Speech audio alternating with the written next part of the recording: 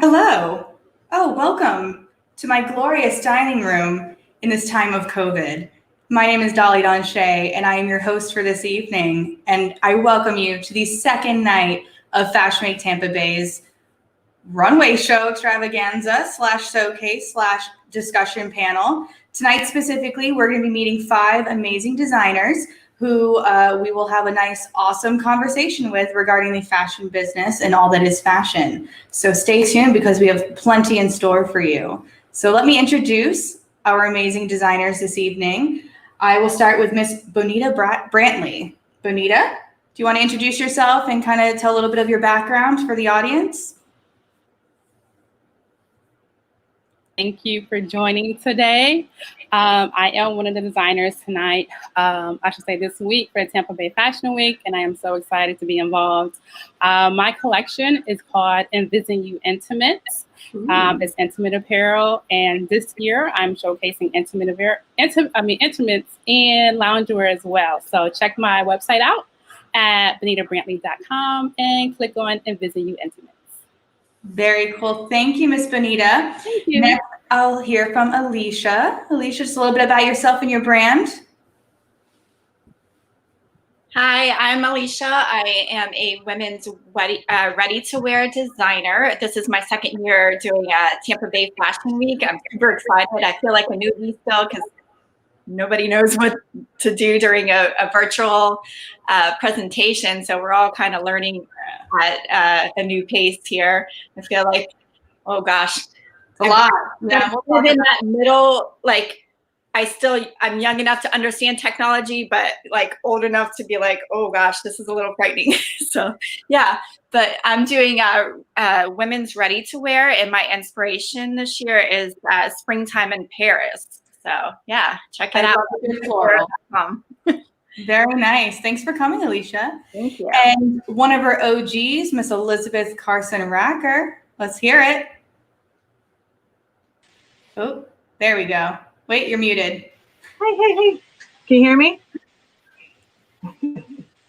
There you go. Hi. Hey guys, I'm Elizabeth Carson Racker. I just want to say I'm an OG, which is great. This year is different, so you're gonna get a little different from me. Evening, sex appeal, easy to wear, and that's what you're gonna get from me this year. So I just want to say, hope you guys enjoy the show and welcome to Tampa Bay Fashion Week. Awesome. We're so excited to see you again. And last but certainly not least, we have the true OG from year 1, if I remember correctly, Essence Flowers. Hey. Hey girl, hey everybody. Oh shit, sorry y'all, I have a dog in the background. My name is Essence Flowers, and I have been I've been doing fashion for a long time, obviously. Me and Tampa Bay Fashion Week go way back. This go around, I decided to go back to where I started. What I love to do, and I did a few bridal pieces. So my collection this year is based off of bridal, and I did that because I wanted to do something to make people happy during this time. It wasn't I know working under these type of conditions were a little stressful, so I just wanted to do something that I really love to do and was inspired. So this collection that you guys will see will be strictly bridal. You know, I think that's really awesome. Especially this year, 2020 is all about some weirdness. So why not do something that brings you a lot of joy, right? So good for you. I'm super excited. True. Yeah, can't wait to see what it looks like. That's so exciting. And I do want to say that Cheyvonne by AC Larry was unable to be here tonight, but she does send her regards, and she is so excited to showcase her collection tomorrow night. So all these designs you see here and more will be showcased tomorrow evening virtually, same time, same place. Come to us at Fashion Week Tampa Bay on Facebook for the live stream. Share it with your friends. Check it out on Instagram and YouTube as well. So let's jump in. I'd like to go round robin really quick and talk about the business, right? And I'd like most of this evening to be about the business because I think that's what's often kind of overlooked when we're looking at fashion. You know, everything looks so beautiful, but as we all know, there's a lot that goes behind the scenes, right? A lot that goes into it leading up to that big, awesome, beautiful show. So let's go round robin really quick and just tell the audience and tell me why you got into fashion. Like, what was it? Maybe it was a different memory that you may have, or maybe something occurred. What brought you to this very insane lifestyle that is fashion? Alicia? Okay. I think I started when I was born, but I officially started about 2 years ago. I've been working as a stylist at a large retailer, and I was actually planning on becoming a stylist, and I was already like working on my client list. And I got a very peculiar phone call from my ex-husband one night saying, "Hey, let's start a business together." So we did that. We've been great business partners. He's the numbers guy, the like business. I'm the creative type. I'm late to everything. I don't deal with math. Yeah. So about almost 2 years ago, yeah, we launched my first collection. So I showed my first one last year. I'm working with a company in New York that is doing the manufacturing for me. So yeah, it's been a roller coaster. This year has been insane. Like you said, the business side is crazy because obviously with COVID, everything shut down. The place I sourced my fabrics from. That was going to be the next question. Yeah. So they just reopened. Some of them are actually still closed. So it's like, oh my gosh. But I love that we're actually doing an event now because I feel like it's motivated me to like get back to the swing of things, because everyone's like, oh, you have all of this free time. You must have a whole new collection out. And I'm like, no, like life creates like art, I think. And when you have no life, there's no art. So I love that we actually have an event now that we were inspired to do. So yeah. Well, I think you make a really good point there. And so I'm going to deviate from my first question I just asked to kind of piggyback off of that for a moment regarding manufacturing and just like your collections in general. How has, like you just mentioned, your New York manufacturing locations were shut down because obviously New York was hit one of the hardest places when it comes to the pandemic. So how else have the rest of you been impacted by manufacturing specifically when it comes to your collections and getting your pieces out there to your clientele? And feel free to just unmute yourself. I'm not going to call on anyone specifically. Hi, guys. It's been rough for me. Fabric mills have shut down just on making decorative fabric. So it's even hard to even find laces and silks and stuff that they're not making it. All the mills are making straight cotton that are, you know, around the world, people are making masks and they're making robes and stuff that they need right now. So it's just hard to find fabric. And it's pushed back and it's put us in a tight bind, Yeah. For clientele. So it's just rough. Yeah. And you're still expected to follow the same fashion calendar as well, right? Because it's showbiz, it doesn't slow down. You got to keep going. So even in the midst of a pandemic, locations are getting really creative with how they're getting their word out there. So like Fashion Week Tampa Bay, doing it virtual for the first time ever. So forcing designers to get creative, right? Right. But for your clientele, it's kind of hard because they're already set in stone on what they want, right? So you've already done these projects and they kind of went, it just stopped. Everything just basically stopped. So I even got wedding gowns and prom still, and it's just crazy, similar crazy on the business side of it. Yeah, so you take a hit financially too, because if those people aren't going to their events, you got nothing to make. Right. Right. So it's been difficult. Thank you for sharing that. To go back to the original question, what got you into fashion? Like, what was the thing that for me, My mom would say that I was always trying to strike a pose, or at a young age telling her what I'm going to wear and what I'm not going to wear. But I think it was when my father took me to Ebony Fashion Fair. It opened my eyes to Black women being on the runway wearing high fashion designer clothes, and it just opened my mind up for everything, model, coordinating, just the whole production of it. So it allowed me to expand. I was a tomboy. I played sports. Played basketball through college. That's what paid for my my career or my education. So by day, I was in sweats and basketball shorts, but I was in the fashion department. So it was just off-centered, but it was just always a love and a passion that I couldn't avoid. Oh, I love that. And I think you said something that's pretty timely this past 6 months, especially being a fabulous woman of color in an industry that is very dominated by Caucasians historically. So how do you all feel, my ladies of color here tonight, representing your strong women's and your strong cultures? Like, how do you feel being that figurehead here in Tampa Bay? Anyone?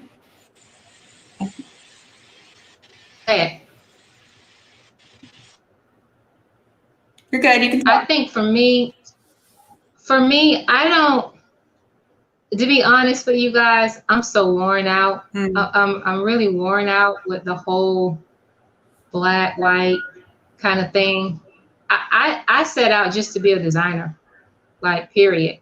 Like I didn't want I don't want the notoriety to be based on the fact that I'm black. Like I just wanted to be a successful designer, whatever, however that looked like.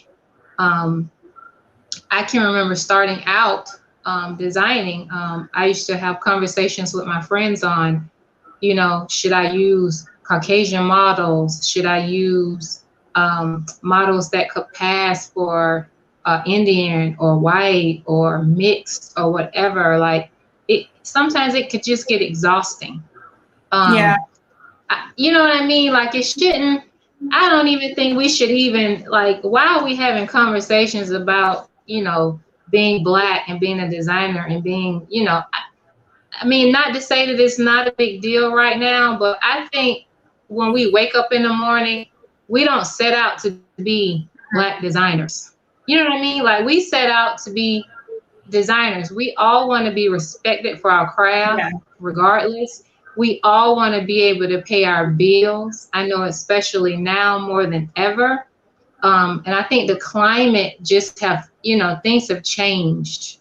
There's been a complete shift as far as being African American right now, and it's just stressful. And I did not come into this industry to be stressed, especially when it comes to color. You know what I mean? Like. And not that the things that are going on right now is not important or it's not affecting us as being African Americans, African American designers. It's just at the end of the day, I wanna sew, I wanna create beautiful gowns, I want people to buy. Like I don't want to be compared to.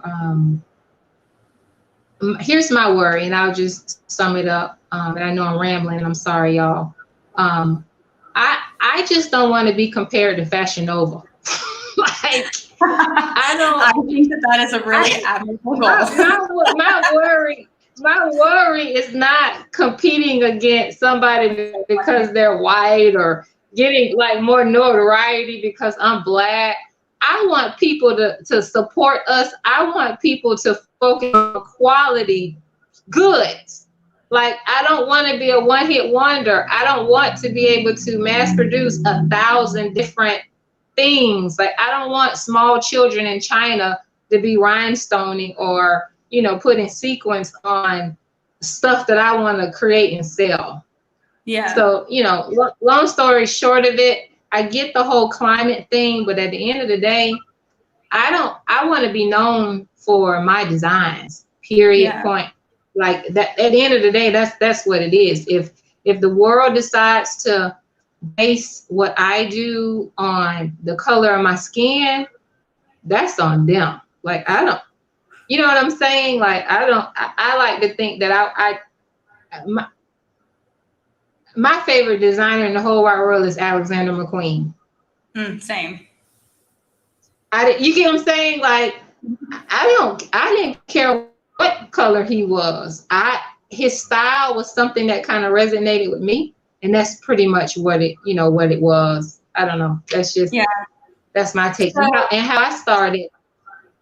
How I started in fashion, I was really young. Me and my mom used to watch all of the award shows, and I used to picture myself designing for those people, designing for the actresses and the movie stars and, celebrities and things like that. That's how I got started. I think that's what my love of gowns, came to play a part in the situation, which is we just love watching award shows. We made it a big deal at my house. So that's basically how I started, how I kind of envisioned myself on what I wanted to do. The long or short of things. Sorry. Good. Well, then I'm going to pass it back to Elizabeth just for a moment, because I came to Fashion Week Tampa Bay 2 years ago to see your show, and that particular show, you did use your platform in what some would call a political nature, which I don't know if anyone's known me. I got started in fashion when I was 19. I was in the business for 6 years, and then I respectfully retired at my time. But during my time, I always did that. I was very political in nature. I was always very, one would call abrasive with my designs and what I've done. And so when I see your shows, Elizabeth, I get really fired up, and I really see a lot of like my passion in your work too, because you do use your platform to have a voice or to get some type of message across very clearly. And so I truly respect that. And I want to know if maybe you want to speak on that a little bit to kind of piggyback off of what Essence was saying and her stance.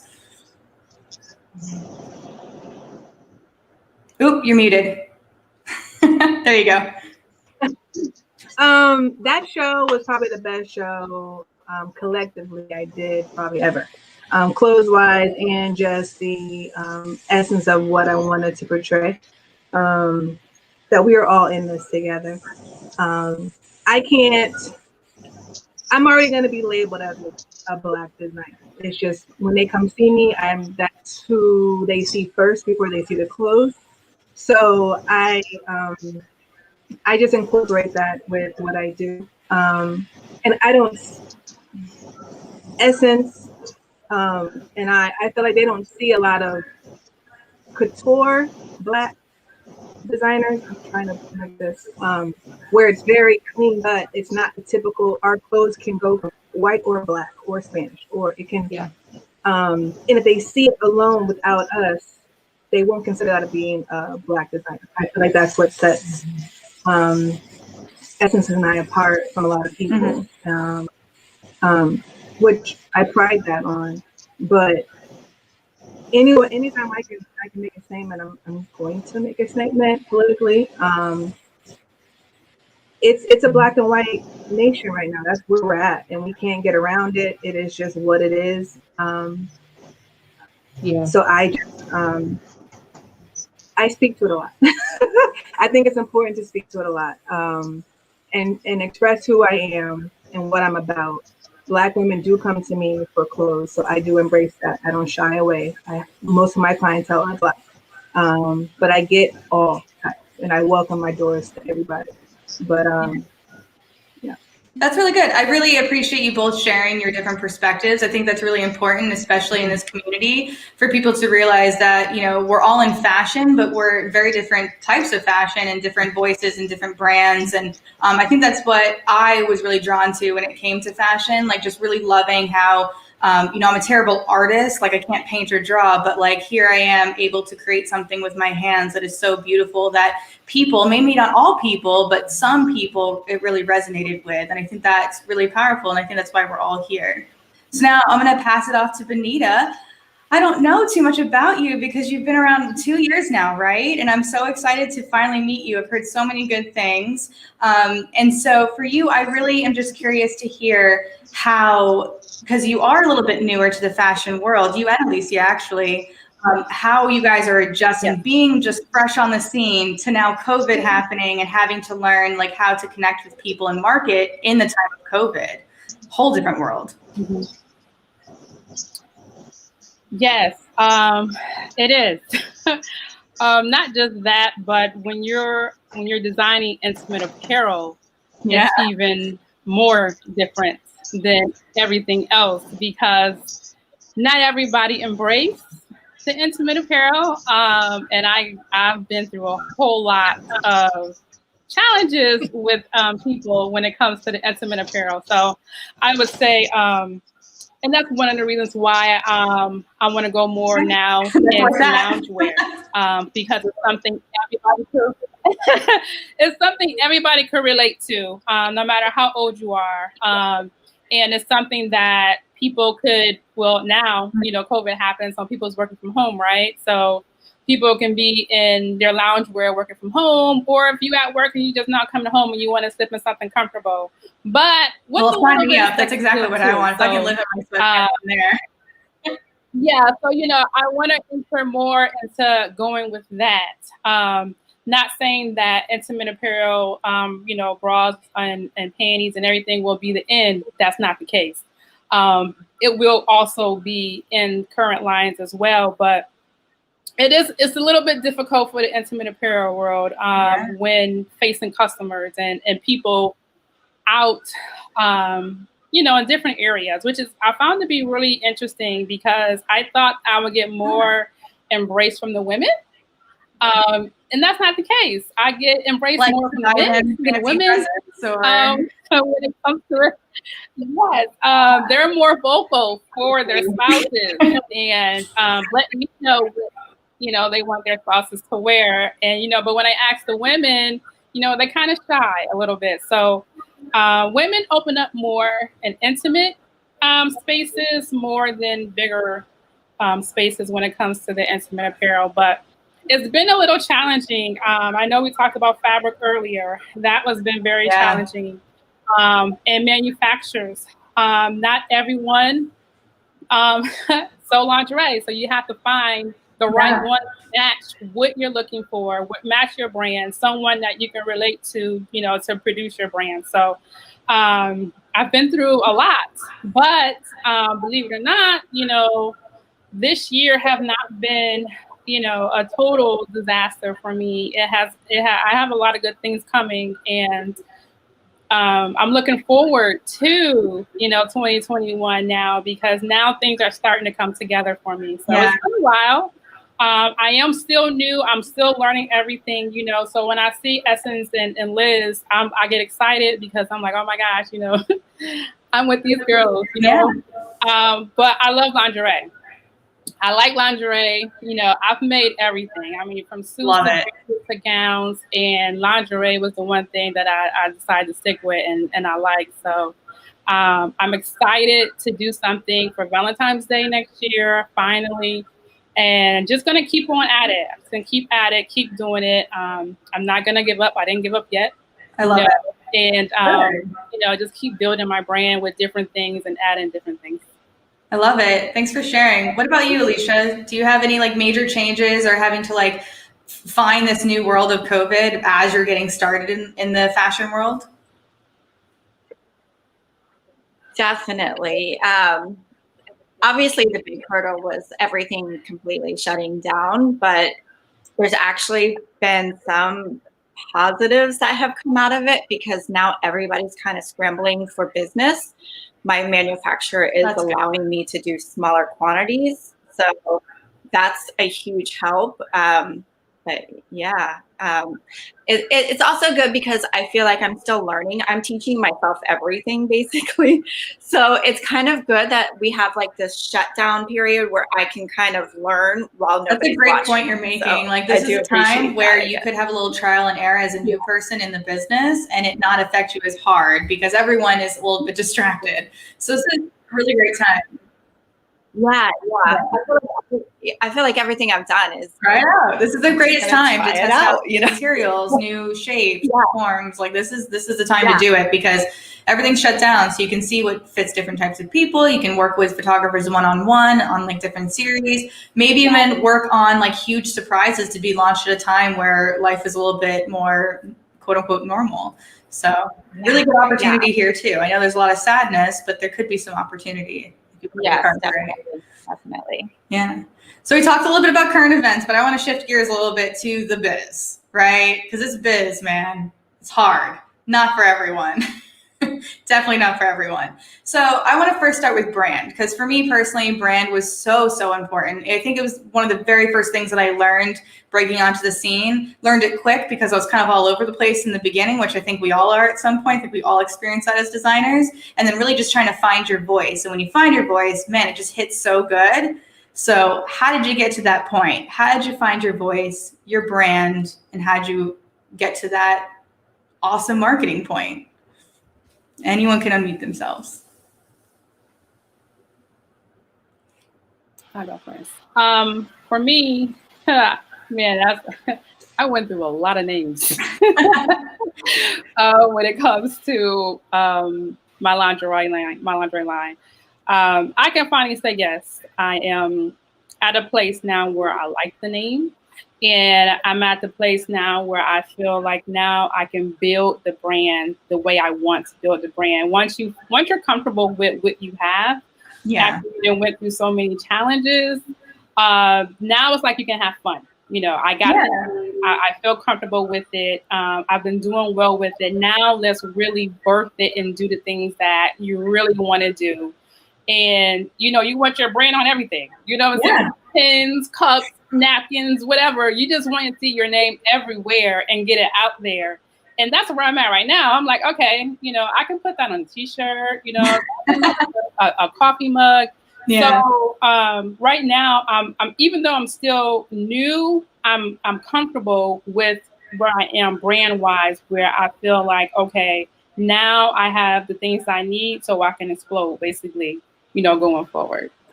Cool. Yeah, I think I had literally 7 logos before I finalized it. And then when I finalized it, I quit. So it's a whole life thing, right? What about you, Alicia? As one of our newer designers, how did you get to where you are right now, branding wise? I totally agree with what she said about like wanting your logo on everything. It's like, I feel like I'm the only one that appreciates having my logo everywhere. But I've got t-shirts. I had a really great company that actually put my logo together for me. I kind of created a sampling of what I thought I wanted. And I said, this is what I want.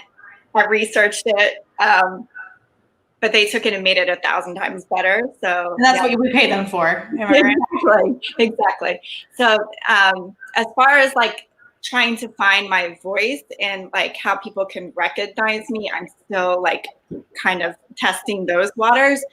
I feel like I definitely have a certain style. Like it's definitely like bold prints. I don't care for solids. I do have a few solids, but everything is like rich textures and prints and crazy feathers and ruffles. So yeah, I love just different materials, and I don't like boring, like that cliche quote that life is too short to wear boring clothes is 100% me.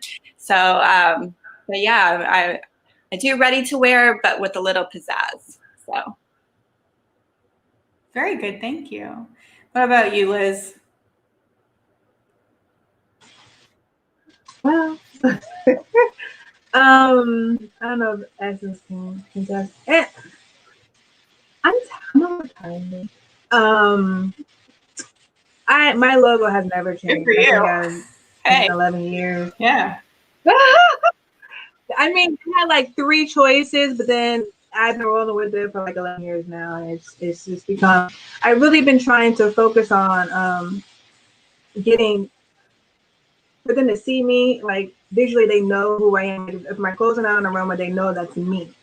So it's really been all about the clothes and making a statement and letting the clothes speak for me. So I don't even have to be on the runway. they can see it in the store. That's my goal, and they know that's EPR. So that's been my goal for a while. But this year is really warming up. I think my emotions have been all over the place. I think I'm getting emotional now. It's been rough. Yeah. It's been rough because you love it so much. I'm in it completely. I think everybody knows. It's 24/7 for me. It's been hard this year. So.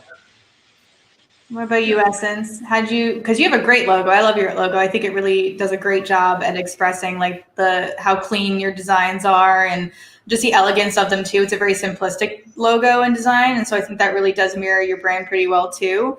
So how'd you get to that? To be completely honest, I have a really, really great friend. Her name is Nancy.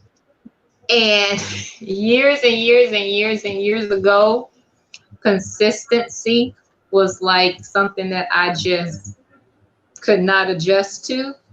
So when I had the logo done the first time, I didn't really care for it. And then I kind of critiqued it a little bit. And then another great friend of mine, his name is Michael, he helped me kind of put it all together. So once I got it to where I needed to be, I was kind of stuck with it. And then I'm pretty old school when it comes to technology. So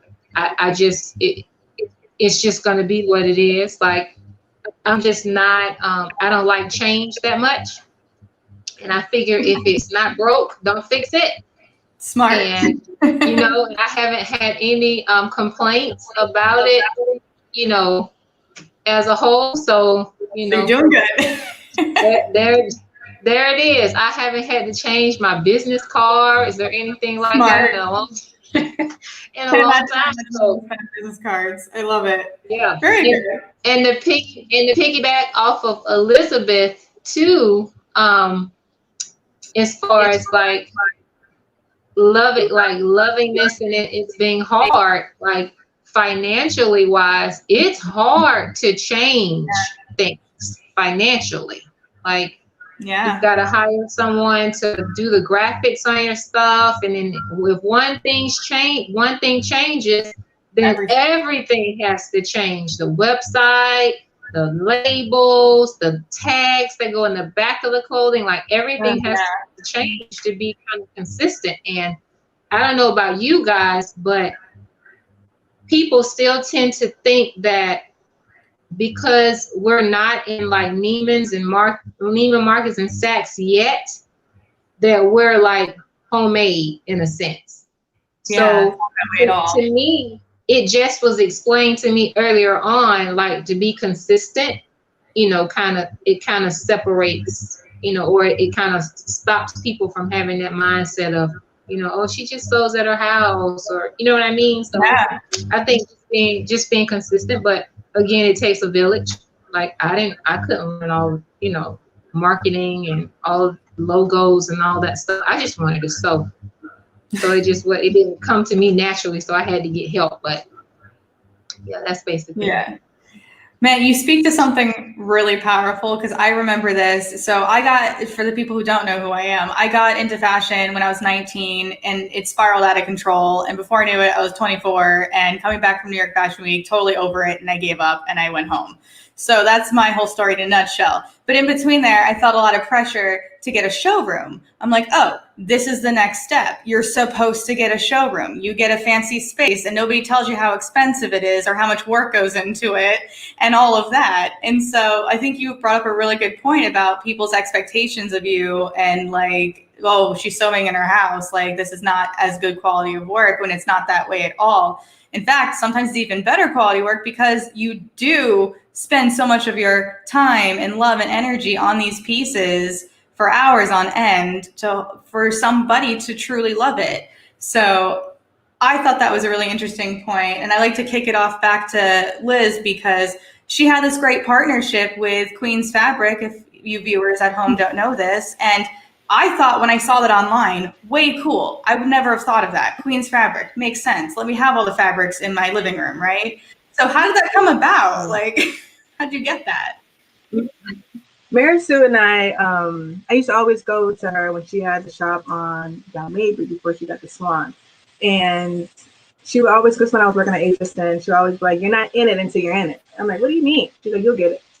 And every time I go in there, she said, "You're not in it until you're in it." I'm like, "So what do you mean?" She said, "When you're in it completely, your whole." I'm like, "Quit my job?" Couldn't understand it. So we grew a bond through that. And then when she moved to Salon, I worked with her for a couple of days, helped her on the move and everything. So we built a little relationship then. But I soon got my place, and we were, I would come over when she needed me, and help out when I could. And one day she just came up and she was like, "I'm done." And I'm like, "What do you mean?" She's like, "I'm done. You want to go half?" And I'm like, "How am I going to figure this out? And where am I going to put all this stuff? You guys, I'm in the same spot." It is only so big, but I made it work. She has Queen's Fabric in New York. There was Queen's Fabric, the original Queen's Fabric. I'm Queen's Fabric Tampa. She's doing great, you guys. And keep her in your prayers. So that was how that happened. Was I ready for it? No, you're never ready for anything. You're never ready. It's like kids. These are your babies. Right. It did add value. I haven't tapped into what the potential of Queen's Fabric can do for the overall business. Yeah. And I know Tampa needs a resource. So I'm working on it, you guys. I'm working on it. I don't have nearly as much stuff as I need to really do what Tampa needs it to do. But that's my goal for the end of the year, to try to get it where it needs to be, so I can really Tampa what Queens can offer. So that's a great segue into a question I have for our newer designers here, Bonita, Alicia. How do you feel your local communities can support you? Like, you are a local designer. A lot of people don't realize that you have to start in these tiny communities before you can, blow up and move elsewhere. So how do you feel like this community has been supporting you? If it's supporting you, maybe it's not. I would have to say, no, there's support. There is some support. I would say with COVID, what I have been doing is basically making masks. And so with doing that, it helped, support the business and bring awareness to the business as well, because everything is homemade and you want to do as much as you can for the community and the people around, especially around this time. So I would say, there was some support from the community, but like Liz said, when it comes to fabric, when it comes to designing and things that make your business happen, there's just not a lot of resources locally, when it comes to that. And so when I found out about Liz's fabric store, I was excited. I was like, oh my God, we need it. You know what I'm saying? I'm happy we have one, here, but we need more, you know what I'm saying? And I think that I can probably speak for everybody when it comes to looking for fabrics or things that you need for your business, for the designs that you want to do, it's not an easy thing. You don't always want to have to, have something shipped abroad. You would love to have it locally, price wise, because by the time you may find a price on a fabric, but the shipping cost and everything else, it's no longer a deal. But I would say, there's been support in the mask making, and when it comes to that, because that's what I've been doing, and probably some of the other designers as well. But hopefully, when things get back to whatever the normalcy is going to be, more support will come. Very nice. Thank you. What about you, Alicia? Do you feel supported by your community? Are you able to lift up your brand?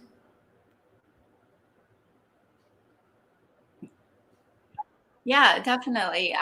Actually, Essence and I were talking about this last night, how we wanted to kind of touch base today on the importance of shopping local. We stress a lot, I think, about shopping local when it comes to like food and restaurants and small boutique stores, but designers need some love too.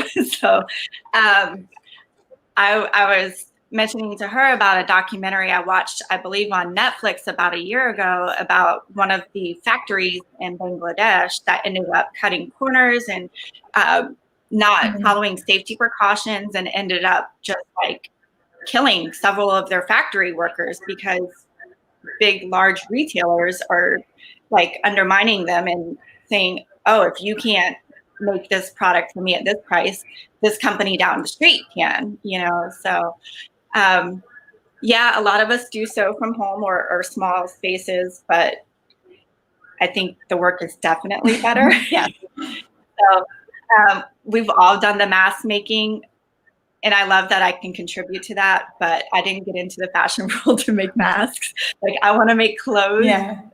I know that sounds kind of petty, but why we're here. I mean, yeah, it's so different. Like, yeah, clothing versus mask. I don't know. I felt like my spring collection is kind of like an escape from the situation we're all in right now. I didn't want to think about mask. I didn't want to think about sickness or any of the injustices going on. I just wanted an escape. So I hope I can convey that to the audience tomorrow night. But I'm sure you will. Yeah, but I think like locally, yeah, they're like, oh, you're a fashion designer, you know? They think it's much higher like prestige than we actually are. That was my favorite part. I mean, I feel like we're building that brand, but yeah, not the Zach Posen and Carolina Herrera brand yet. You know? Getting there, yeah. One step away. Yeah, one show away, Alicia. So on that note, why don't you all give me a little insider tip on what the viewers can expect tomorrow? What is fueling this season's collection? Alicia, I'll start with you since you're in front of me.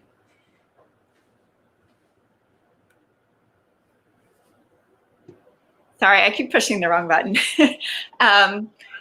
So what's fueling our collection? Is that what you asked? Yeah, like right now. Okay. What can people expect tomorrow?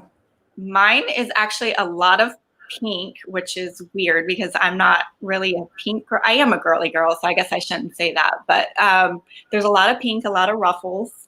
It's just very fun.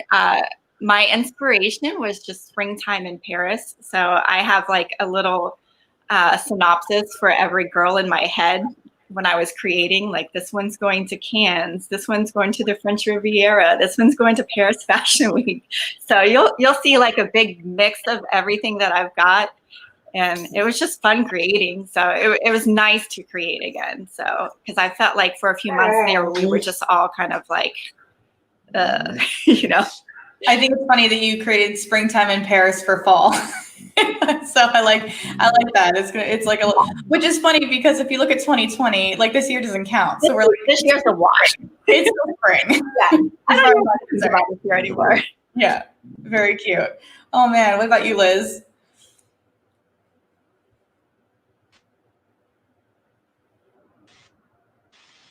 Mine is pure romance. I just think people want to get dolled up. You know, they want to put on some makeup and look girly, and so my collection is a little bit of sex appeal, kind of femininity going on. It's just free. It's free. Just like Alicia said, that it's just an escape from what we've been going through. So yeah. I like that, free. I think that's a theme for all of fashion this year. What about you, Bonita? What can people expect tomorrow? Any sexy ladies?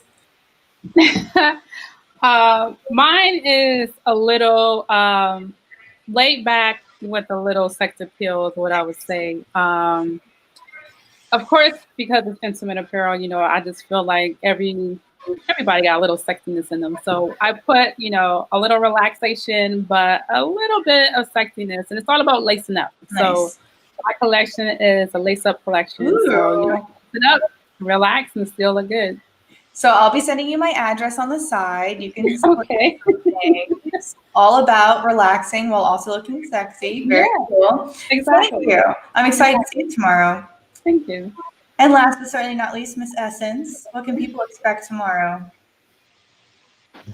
What I did was more like a short, not a short film, but like a small dose of happiness. That's just, cute. You know, just something to just make you smile, or you go, oh, that's so sweet. Like something to kind of get you away from what's happening right now. Just something light and soft, and maybe like dreamy in a sense. Like it was. This time was very difficult for me even to be inspired. I don't know if any of the other designers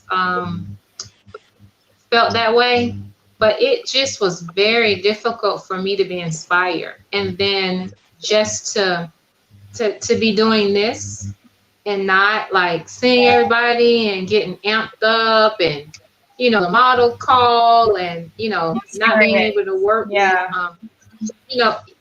other different and unique models. Like it was just different, I would say. And I think that I guess I can't speak for everybody here. Like, we really love what we do on every single level, I could say.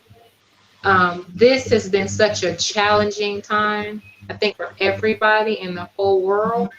I would say especially for small business owners like us. So just the fact that we're able to express some form of creativity right now was good for me.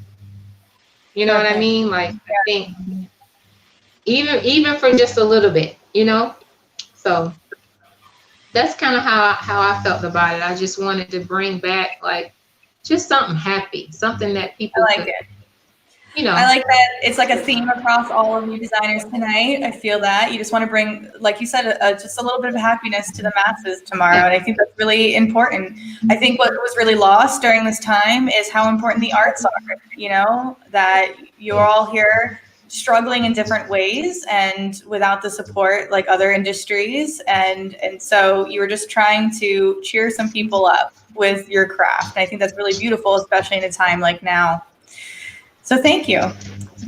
Now we do have an audience question, which I love. So someone in the audience would like to know, what do you know now that you wish you knew before you started getting into fashion design? Oh my God, I have like a whole laundry list of things I could say. Anyone can unmute themselves. I would say that one thing that I've learned is like, you think when you hear fashion designer that you're just creating pretty things all day. About 85% of your time is business related. Yeah. It's not creating capital. Yeah. So you do very little of like actual design. It is not a pretty life. Anyone who thinks it is glamorous, you have 1 minute a year where things feel good. Yeah. Tech packs, dealing with factories. Ugh. Getting fabric sourced. Yeah, it's all crazy. So. Marketing. You have to be a marketer, a designer, a creative director, a photographer, a videographer, a tech person, a set designer. Like, oh my God, the list goes on. It's insane. Yeah, definitely. Yeah. What about you, Miss Elizabeth? That's an interesting question. The way I started, I don't know. I guess the traditional way is to work under somebody, learn the ropes before you dabble into getting into making clothes, and which I didn't do. I would tell a new designer coming up to do that. To learn the ropes, to learn the business side of fashion will relieve a lot of stress in between you getting to where you want to be. So I think that's one thing, is kind of learning the business and kind of building that team with you as you grow. Trying to get it now when you need it, and it's not there when you need it. When that moment comes, it's hard. So keep people along the way. If you find that accountant, or if you find that web designer, I mean, I have all that, but as they see you, it's good to have them see you grow, so they can see where you want to go, and trying to explain your vision, and if people can come along and grow with you. So building your team as you progress, I think would be great. Great. What about you, Bonita? What is something that you wish you told yourself before you got started? Oh, wow. A little bit of both of what those ladies just said. I I didn't know it was going to be as hard. Alicia said a good thing. You know, when you first think about it, all you think you're going to do is design, design, design. You don't think about the business part. Because you're a creative person, all you want to do is create. You want to create, design. You want everybody to see, you know, what you made. You want to see people in your stuff.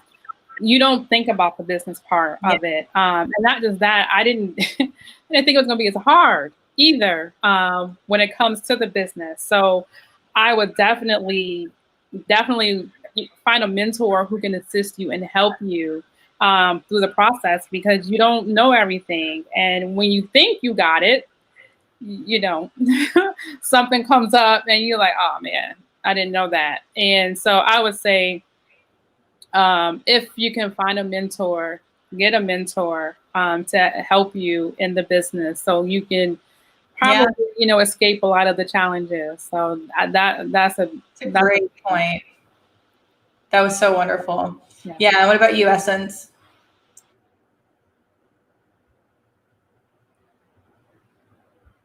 Oh, you're muted.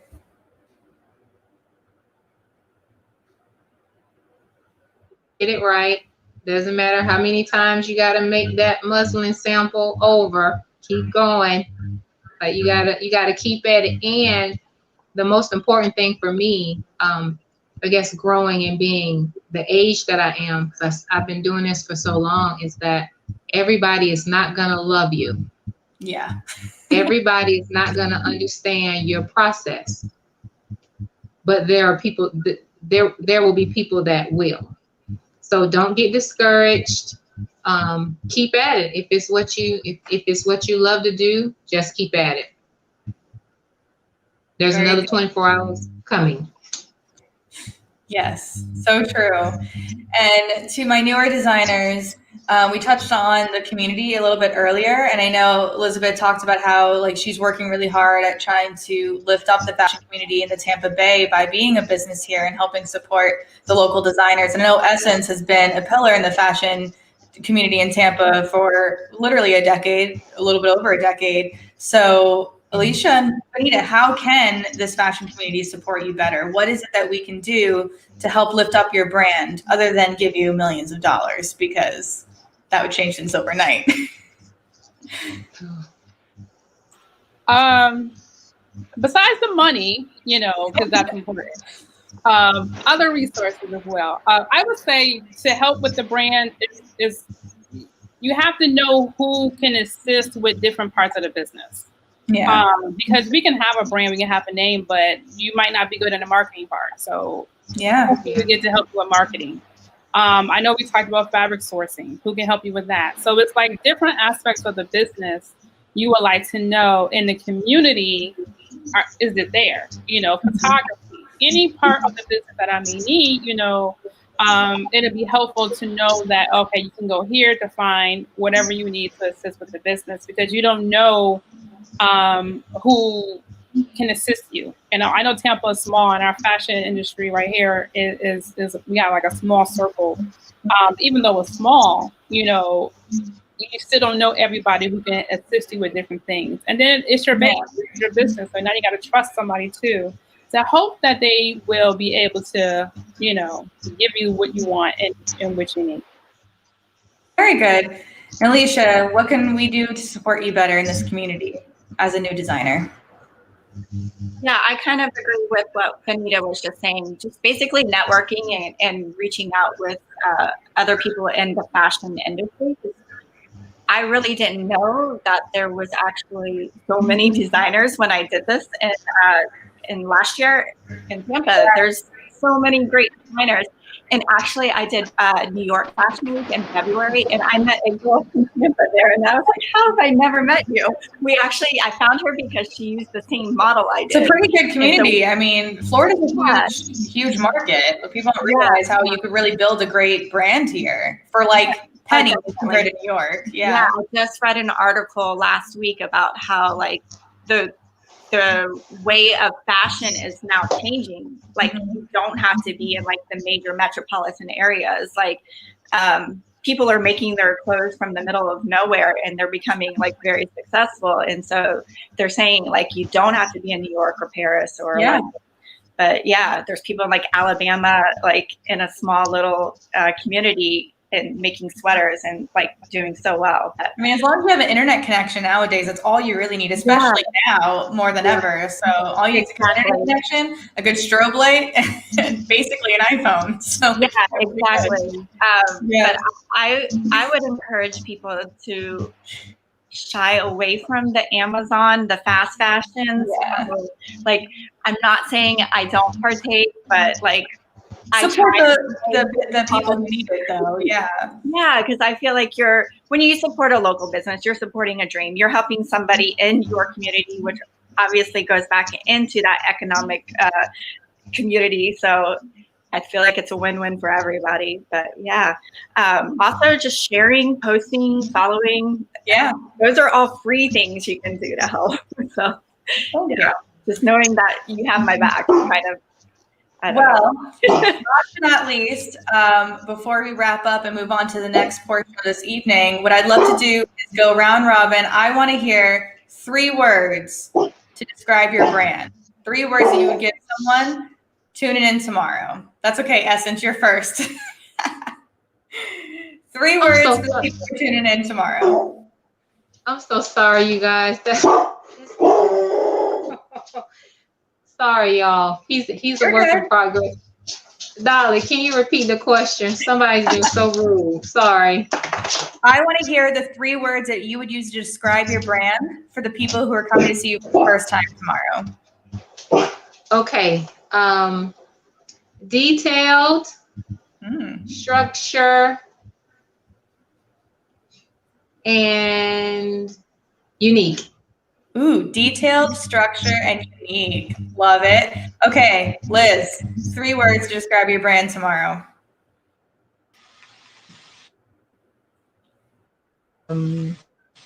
Freeing. I'm going to keep on doing that. Inspirational and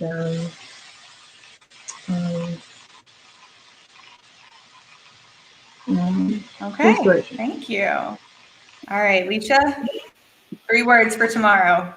All right, I'm going to say feminine, fun, and sophisticated. Okay, cute. And then Bonita. My favorite, bold, beautiful, and confident. All right, I love it. Well, thank you so much, ladies. For those of you who joined us a little bit late, we have with us today 4 amazing designers who you will see showcased tomorrow night. We have Alicia, Elizabeth, Bonita, and Essence bringing some beautiful collections to you in a new, cool virtual format. So tune in tomorrow to see their amazing collections on display at FashionWeekTampaBay.com, as well as streaming live on Fashion Week Tampa Bay Facebook. So now, thank you so much, designers. I'm now going to introduce Aubrey Jackson for Fashion Meets Theater.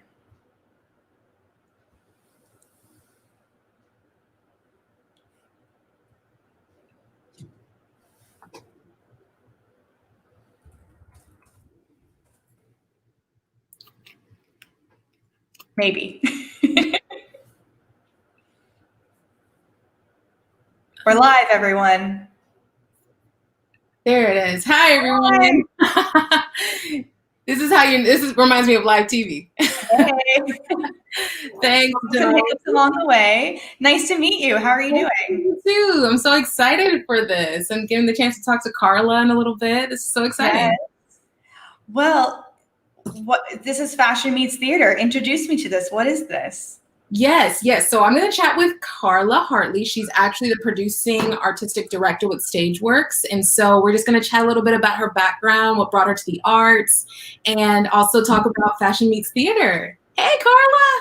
Hi, how are you? Hi, how are you? I'm well. I'm feeling that is awesome. Right, but here I am. Well, Karla, I'm going to brag about you a little bit before we get started, just to let folks know a little bit more about you. So Karla Hartley is the producing artistic director with Stageworks. She was named one of the best directors, not once, but several times by Creative Loafing. That's awesome. And a Boston grad with a BFA in theater. How cool is that? Yeah, I'm actually a native of Tampa. Okay. Okay. These days, my mother and grandmother were also. So I'm a old school Tampa native. I love that. It's very rare that you get the chance to meet someone from the area, so that is very special. So come on out. I'm right here all the time. But thank you for having me. I really appreciate it. We're very excited about the event, and I can't wait to talk about it. Absolutely. So Karla, kind of tell me what brought you to the arts? What really attracted you to get into the arts? Gosh, I when I was younger, I thought I would be a lawyer. And then I realized there's a lot of reading and writing to do with that, and that maybe it wasn't sort of the best choice for me. I don't know. They always say that if you can imagine yourself doing anything else, don't go into the arts, right? And I never really could. I mean, I think that it's the only thing that really ever lit my fire as a young person, and now it's X number of years later, and I've only ever in my lifetime had 2 jobs that were not in a theater or around a theater. So it's been a great choice for me, and I think that if we're happy, that's the best deal of all, right? So absolutely. I think if you wake up and you don't feel like you're working when you go to work, then you nailed it. You've done the right thing. Exactly. So tell us a little bit about Stageworks Theater, and for those who might not be familiar, and kind of give us some insight on what you all do. Sure. Stageworks Theater is actually the longest running professional theater in Tampa.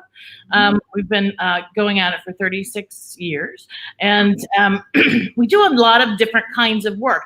A lot of the work that we do is based in social justice. And we teach around the community and marginalized communities. So we'll teach in the juvenile justice system, in the foster care system, with migrant young people out in Waimama and the outer reaches. So we will give those young people oftentimes their very first artistic experience, which is a blessing to be able to do. So that's a really important part of what we do. We'll do usually, not this year, because COVID, but usually we'll do 6 plays a year. Oftentimes 1 or 2 of them are rooted in social justice and issues that we feel like the community needs to have a look at. Other than that, we do work that ignites the human spirit. So we'll do this upcoming season. We'll do 4 plays. We're going to announce those plays on Friday, actually at 7:30. So we're very excited about that.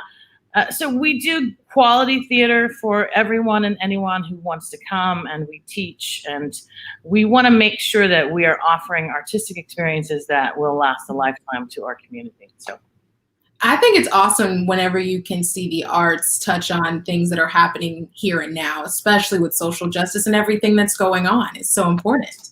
Yeah, it's a large part of our mission. I'm about to launch a project that I want to do called it's about protest. It's about the nature of protest, and how has it changed, and how is it still similar to what it used to be. I'm going to gather stories about protests or protest experiences from any number of different people all around the community and hopefully the nation, and put together a piece that really examines what protest is and how we can make best use of it and how we can change the world. Because that's my job, is to change the world. I feel like that's an exclusive we just got here, people. That is like for the first time. So you brought up this year, and I just feel like 2020 is going to be like synonymous with like crazy and unprecedented. Yeah, for sure. How have you all been able to pivot or maybe adjust, even just given the times that we're in right now? Well, we were forced to close our doors middle of March. We were just about to open a play, but obviously we all had to do what we needed to do to make sure that our community was safe. So in the meantime, we've pivoted to a lot of online content, a lot of digital content.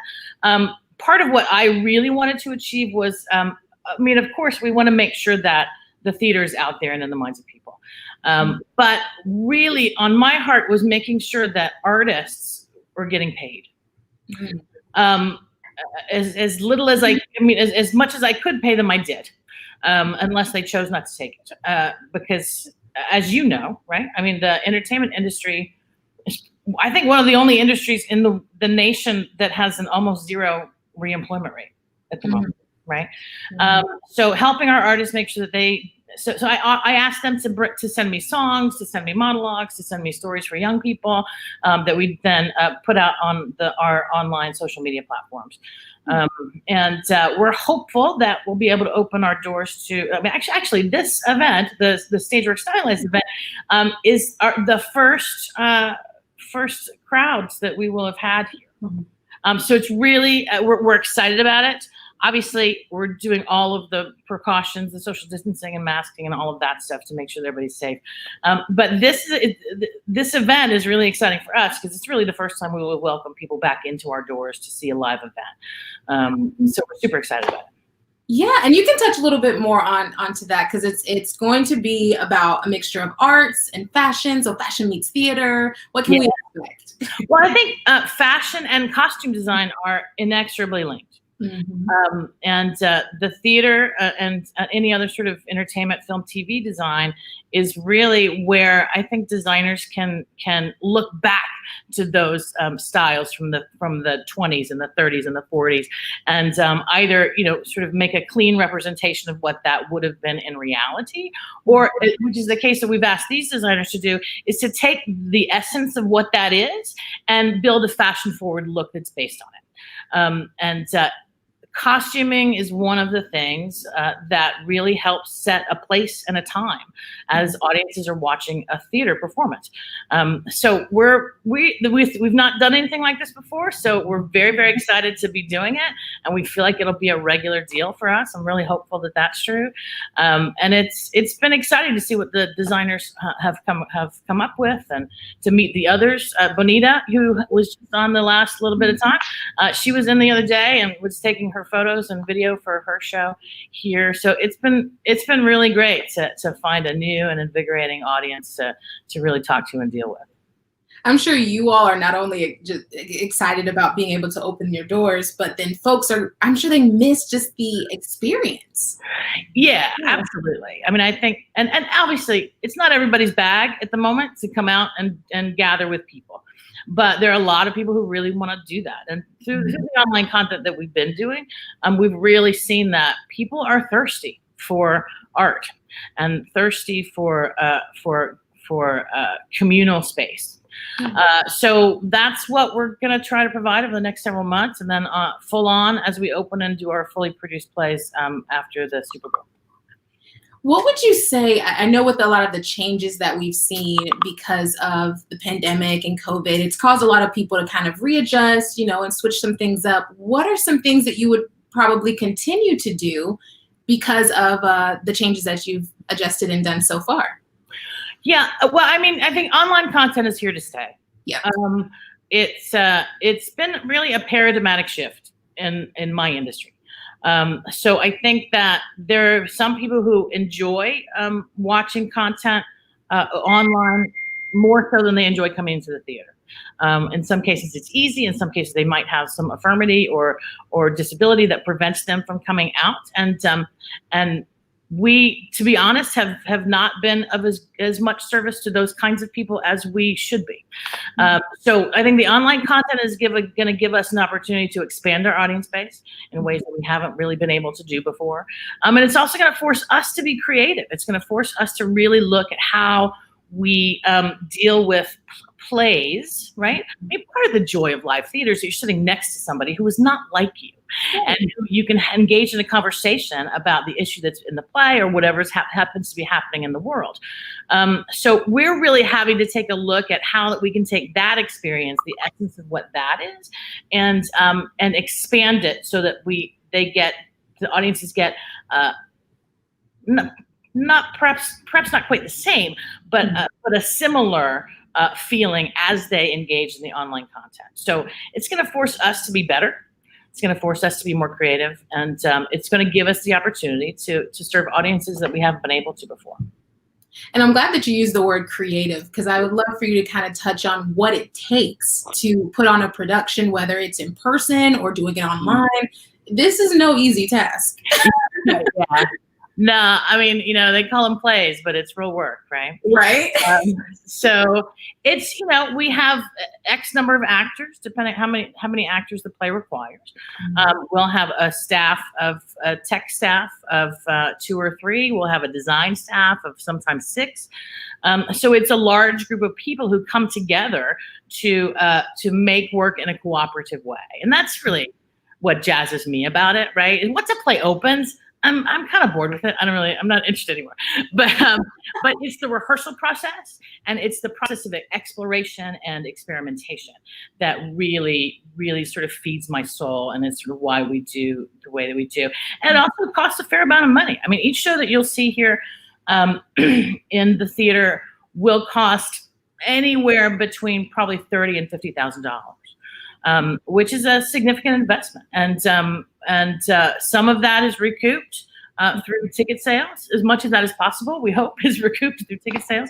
But we also rely on the generous support of individuals and corporations and foundations to make sure that we can continue the work that we do, because the social justice piece of it is particularly valuable for me. And I think as we look at how things are changing in the world and how people are engaging in different ways with challenge, it's incumbent on us to make sure that we are keeping up with that curve and showing work to the community and giving work to the community that will enhance their lives and their experience as they move forward. I love that. And I think really what you all are doing at Stageworks is such selfless work, because the topics that you're bringing to the forefront, they're not easy to talk about. Like, no one wants to really discuss this over dinner or anything. Right. You all are kind of just you're bringing people into a comfortable space to talk about uncomfortable topics. Yeah. And it's a supportive space and it's a safe space, right? Yeah. So, and that's our goal, is to make sure that we can engender conversation. And after all of those plays, each Sunday we have a discussion with the actors, and if there happens to be an expert in the area about the particular subject that we're dealing with. This upcoming season, I can't say what it is, but we're going to do a play that is about policing and communities, and how do we look at that situation and hopefully come to some sort of not resolution, but a path forward. So, and in that case, we're going to have some experts from both the activist communities and the policing communities to come together to have a dialogue that I think in our fondest hopes will be helpful as we move forward together as a community. So it's a great way to engage in those topics and not get, it's not the Thanksgiving table, right? It's not like your crazy Uncle Ned who is a little bit nuts and you never really quite see eye to eye. It's a safe place to come in and engage in those conversations in ways that are guided and are less likely to do anybody any emotional and or physical damage. Very well put. And for those who are just joining in with us, this is Karla Hartley. She's the producing artistic director with Stageworks. And Karla, let's touch again on fashion meets theater and talk about the fashion aspect, because you mentioned costumes early in our conversation, but kind of tell us how that really adds the pizzazz to fashion meets theater. Well, I mean, I think that costuming is one of the more important ways that we identify space and time and character, right? So if somebody's buttoned up and tight, right, then that's going to be reflected in their clothing. And if somebody's maybe not so buttoned up and little floozy flues, then that's going to be reflected as well. So it's really one of the more important aspects of the design that we deal with here in the theater every day. And it's been great to sort of to talk a little bit with the designers and see how they're going to take. We gave them 6 plays. We talked about 6 plays. One was Psycho Beach Party, which is a play that we did a while back that is sort of set in the 50s at the beach, and it's super kitschy and campy, right? So there's that. The Great Gatsby, which is, of course, The Great Gatsby. So all that wonderful sort of 20s clothing, right? We also gave the elaborate entrance of Deity, which is a play that we did about professional wrestling. Wow. So we tried to give them an array of different things. The Revolutionists, which is set in 17th century France, and 12 Angry Men, which is sort of a 50s sort of really sort of Mad Men style clothes, right? And one other play that escapes my my remembrance, but I have it here on a list that I'm cheating with. Misbehavin, which is a great musical, sort of a Harlem Renaissance jazz musical that we did many years ago. So we wanted to see what we could. We gave them the pictures that we used. We gave them the text that we used for the plays, and we said go. There were no real like sort of clamps on them. They were free to design whatever they wanted to design. I have a couple of the things behind me here. Yes. So, I love the dress. This is a dress or a jumpsuit? Yes. Well, the red. Oh, yeah. Both of them are cute. Tell us about all of them. Cute. I confess I was not here when they were setting up. So, but this feels to me very much like Psycho Beach Party. It doesn't. Oh, it is a dress with a really high split. So you got to have a certain physique, I think, to deal with that. This feels like it's probably about the Great Gatsby. It's sort of sleek 20s feeling to me, but also sort of real sexy. And then this is probably revolutionist base, I think, based on the scalping, the skirt, and all that stuff. But again, I'm a director. I'm not. I can if you need somebody to do anything more than sew a button on, I'm not your girl. But you and me both. I'm more like, you want me to like glue something on the side, and then no. Hot glue, I'm down with. But not so much. That look. I mean, just thinking about the creative freedom that you're giving the designers to do this, I think we're just going to see some really immaculate designs. Like, it's going to be really cool. Yeah, for sure. I think it's gonna be great. And and I, as a director, I tend to do that, right? I'm gonna give you all of the opportunity that you need to create what you need to create, right? That's my job. Whether it be actors or designers, any of those things. And it's important to me that everybody has their say. I have no illusions whatsoever that I have the best idea in the room. I think that we all work cooperatively and collaboratively to make something that's really special. And I think that this fashion show is going to be super special. And I'm really, really looking forward to it on the 3rd. Yes. So October 3rd, and then you also can visit the website. That's visitstageworks.org. Stageworks Theater with an R at the end of it, because we're pretentious like that. .org. Awesome. So there's two live seatings. There's an 11 a.m. and a 5 p.m. Live seating for the event on the 3rd.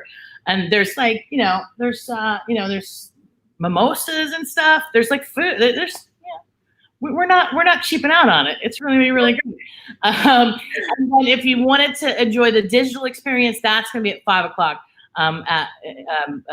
Coincidentally to when we're doing the 5 o'clock seating inside. I love that. So you all you're bridging the two worlds. We're going back to in person, but we're keeping the digital aspect here. Yeah, for sure. Like I say, I don't think it's going away. It's going to be with us for a long, long time, and maybe even forever. But we're anxious to engage in new technologies and figure out how to make that the best that we can make it. I think that's a great attitude to have. We have a few minutes. I want to open the floor for comments or questions. Okay. You're getting a lot of love on the comments. We have Melanie. She's saying hello. And then Joy. She said, good stuff, Karla Hartley. She misses the theater. I think when you touched on that a lot of people, I mean, there might be some who are like, oh, I'm not ready yet, to be around too many folks. But I think, like you said, people just miss the arts. It fills a void. Yeah, I think that's absolutely true, and it's generational too, right? So the younger folks are going to be more apt to come out, and I think and mix it up with other people, and for good reason, right? I mean, the disease seems to really affect people with comorbidities and maybe age problems more than they do young people.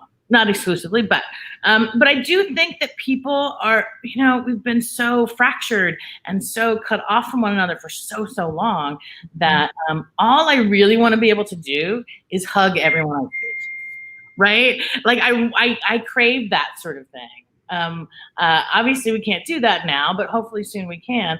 But as an alternative, if we can stand 6 feet away from each other and look each other in the eye and have a truly connective moment, then that's going to be good enough for me for a while. So that's what we're hoping to do, is provide an opportunity for people to gather together, and as a community like we have always, just in a different way. So I love that. That is definitely a good way to think about it. With going back to the costumes, because I know that's going to be a big factor of the night on October 3rd. How are you sourcing the costumes? Well, the designers we just said go. So all of that stuff is absolutely out of my hands. As I say, I would be terrible at it to begin with. So we said these are the ideas, and they came up with all of that themselves. So the 3 different design houses that are being used or that are being that we're collaborating with for the event, they sort of took on all of that to themselves. So Gotcha. I don't know. I think that's great. And also thinking about just everything that's been going on this year and how it's kind of shifted, where we're even saying that the arts are embracing digital and everything like that. Has COVID opened or refocused your creative lens at all, you think?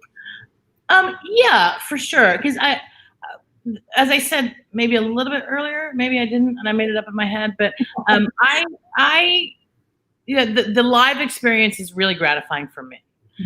So the real trick has been to see how we can reproduce that to the greatest extent that we can via a digital platform. And part of that is quite frankly upgrading the technology, because I don't know of any theater. I mean, in theater companies, we're all of our focus is on the stage, right? Mm-hmm. So many of us didn't even have the cameras and the gizmos and the doodads that you need to be able to go and do all of that stuff for digital content. So part of it was a learning curve. Part of it was finding some very generous donors and funders who would underwrite the equipment itself for us. So it's a whole new world. I was never a TV and film person. Wow. It never really just never.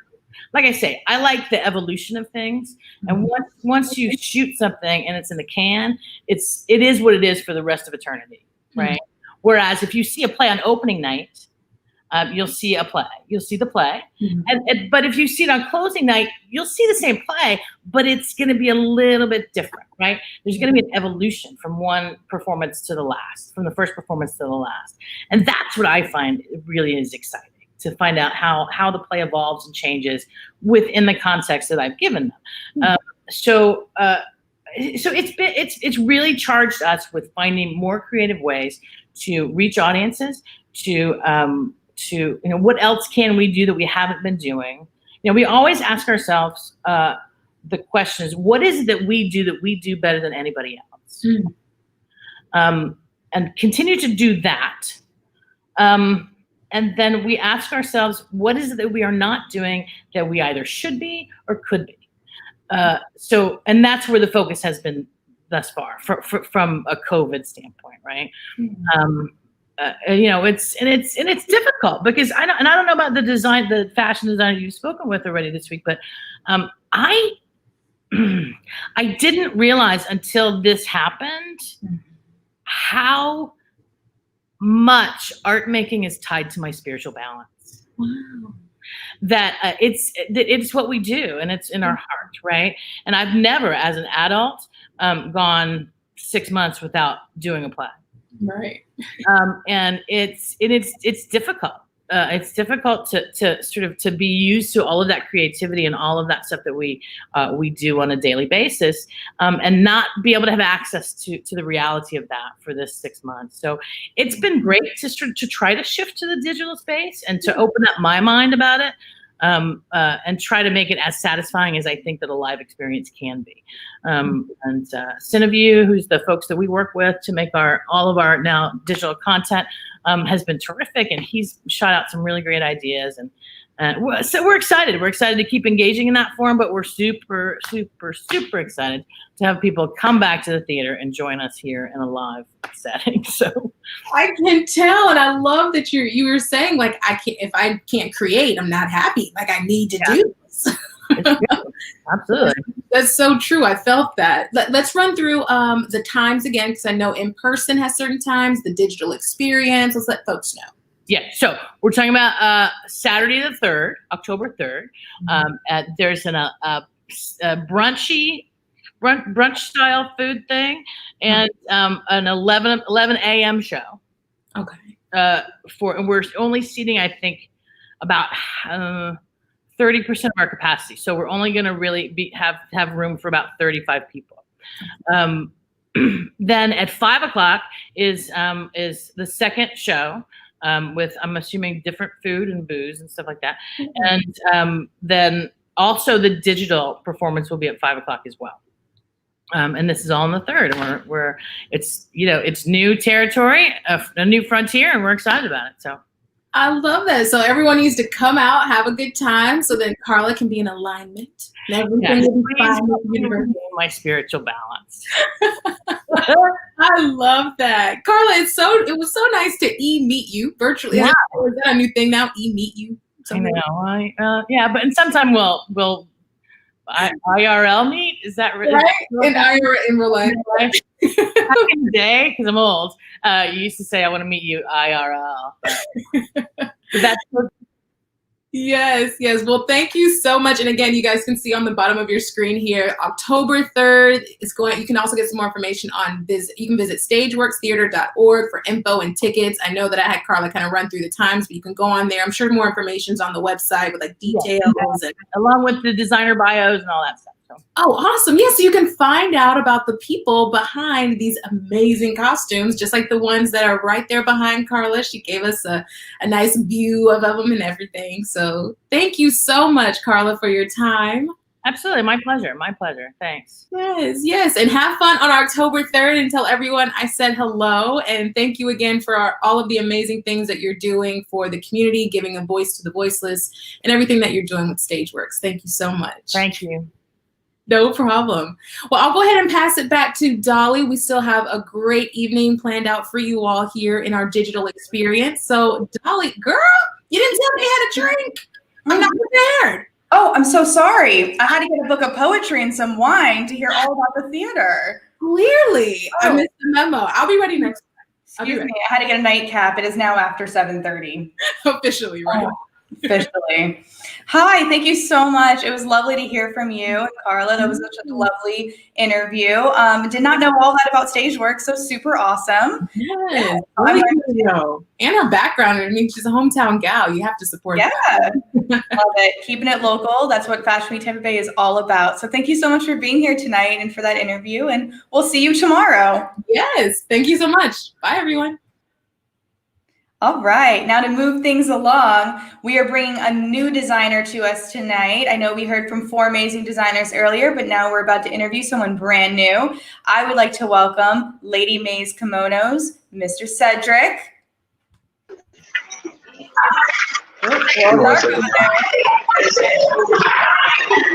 Woo! Cedric, you there? Gotta love live TV. Oh, I'm not sure where his. Good. Hi, where's your video? Is this going to be silent? Are you very mysterious? I'm here, but okay, let's see.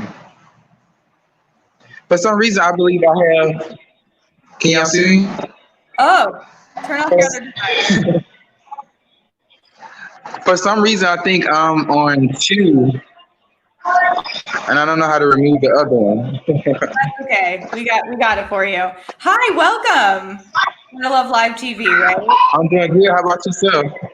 Hi. Well, thank you for being with us tonight. I just had to interview you. I heard that you had a lot of really cool stuff going on right now, and I just needed to bring you on one-on-one and have a few questions for you that hopefully you can answer for me. Is that okay?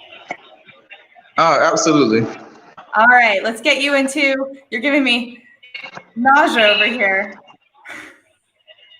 Okay, so, You have a luxury scarf and kimono collection, is that correct? Yes, ma'am. Well, tell me about that. Why luxury scarves and kimonos? How does a fine gentleman like yourself get into that field?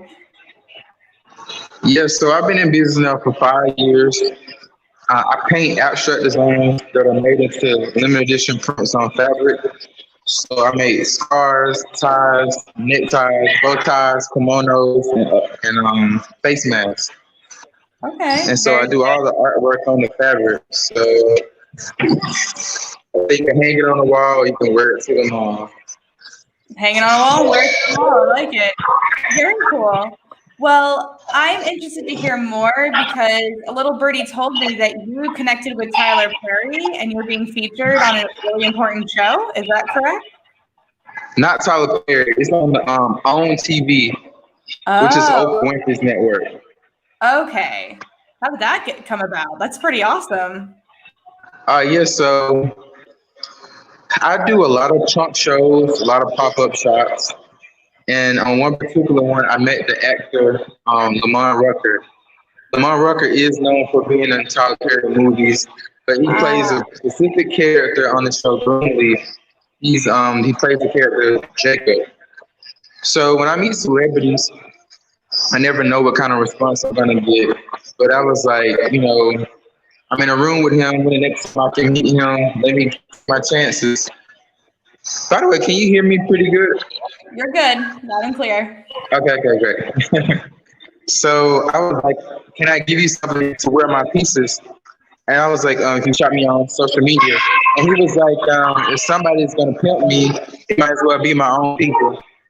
And so he decided he would connect me with somebody who was on the show Greenleaf. Cool.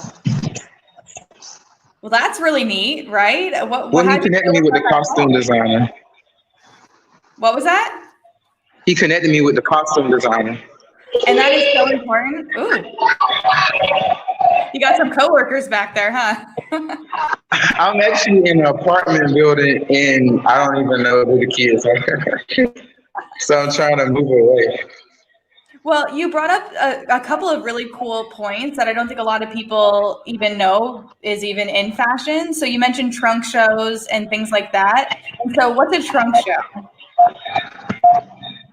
A trunk show, let's say if a designer was to have an event at Saxfield Avenue, it would most likely be called a trunk show where they'll be there to sell their merchandise, meet the customers, maybe give them tips on how they can wear it, show them how they can wear it, and just for like a meet and greet with a designer. It's basically what a trunk show is.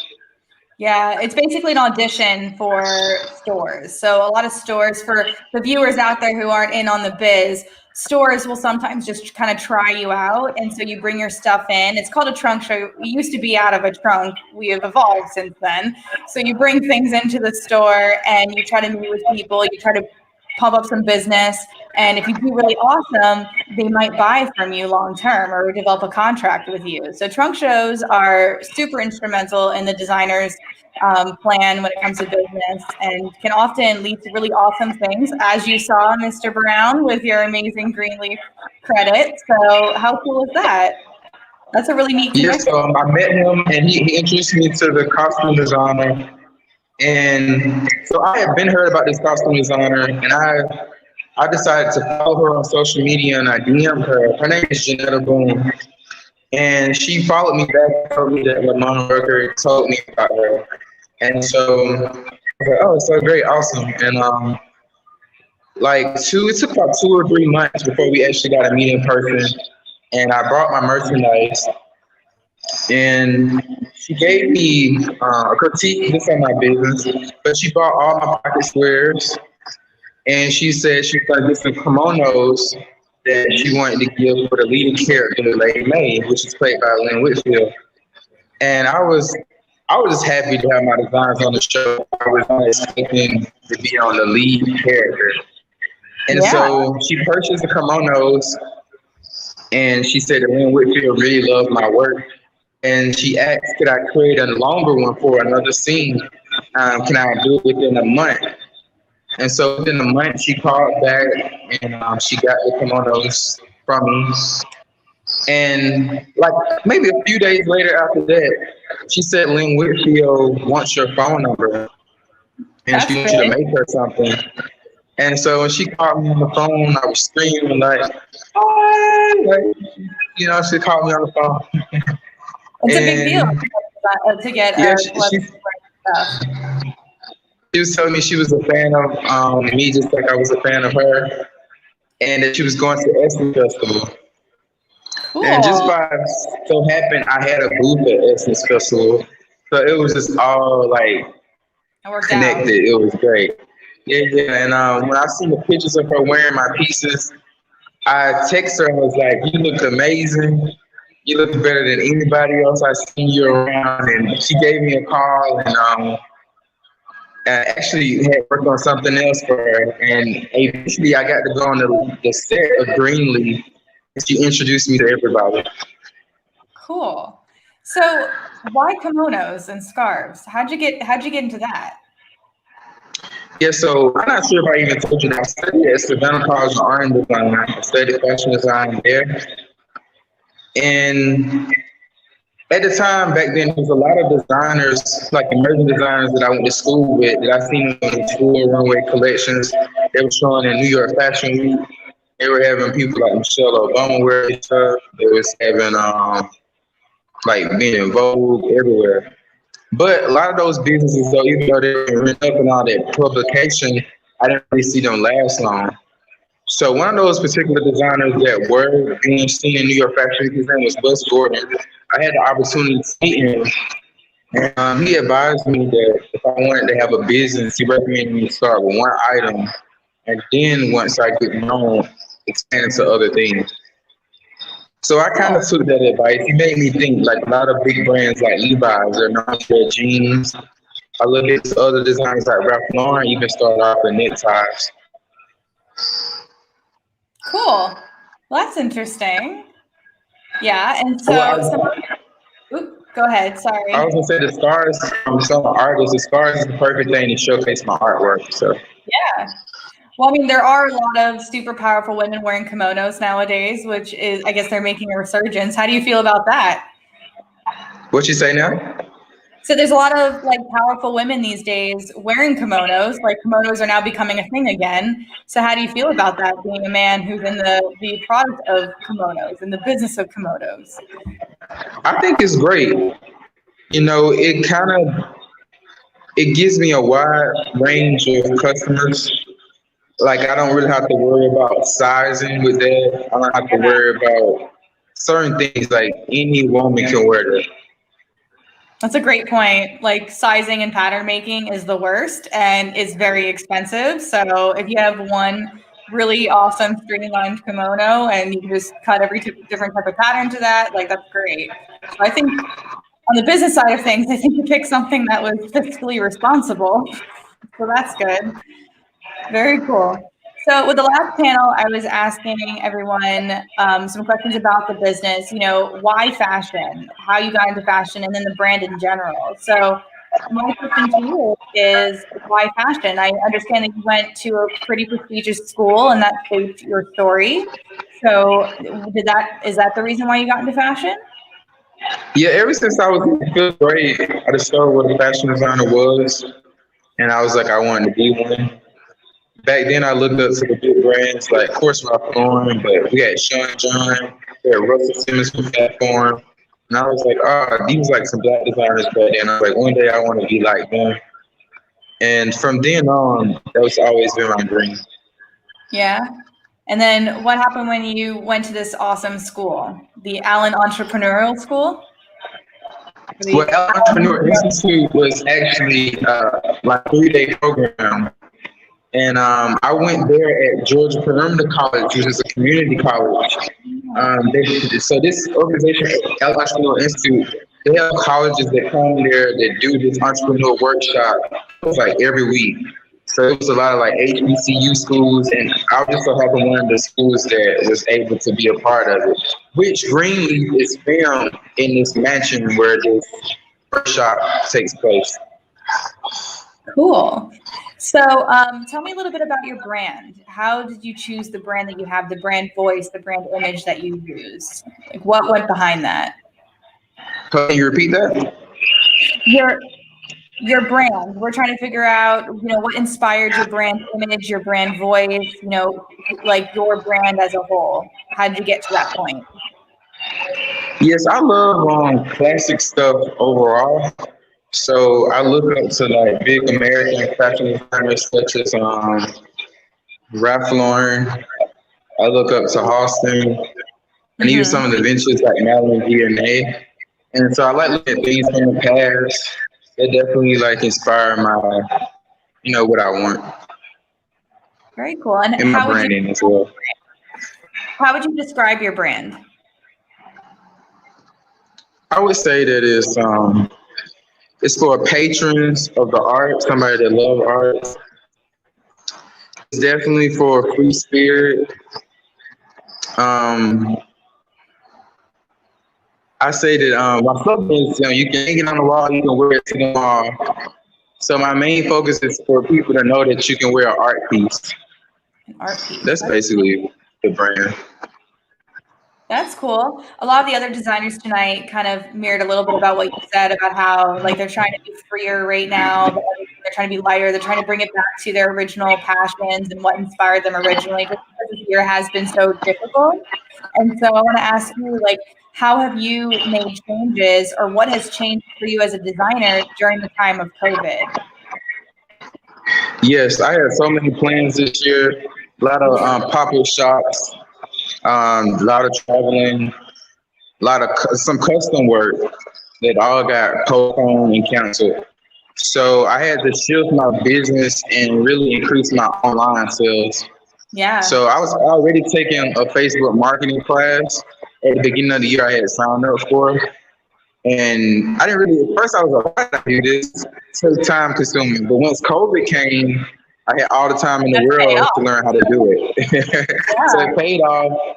And then once the green hit, that Facebook marketing was just tremendous. And not only that, I also added face masks to my brand as well. Cool. Yeah, I feel like everyone's done that right now. It's a great place to get in, make a little bit of money and bridge the gap until you can get back out there and have your go again.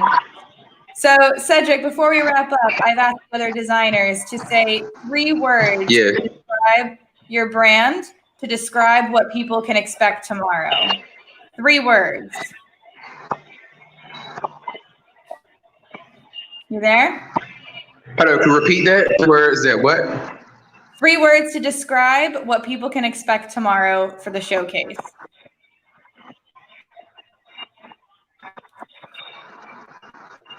I'm not showcase, I don't think. You're not in the showcase tomorrow? No. Okay, well, 3 words to describe what people can expect of your brand every day. 3 words. So I would say classic,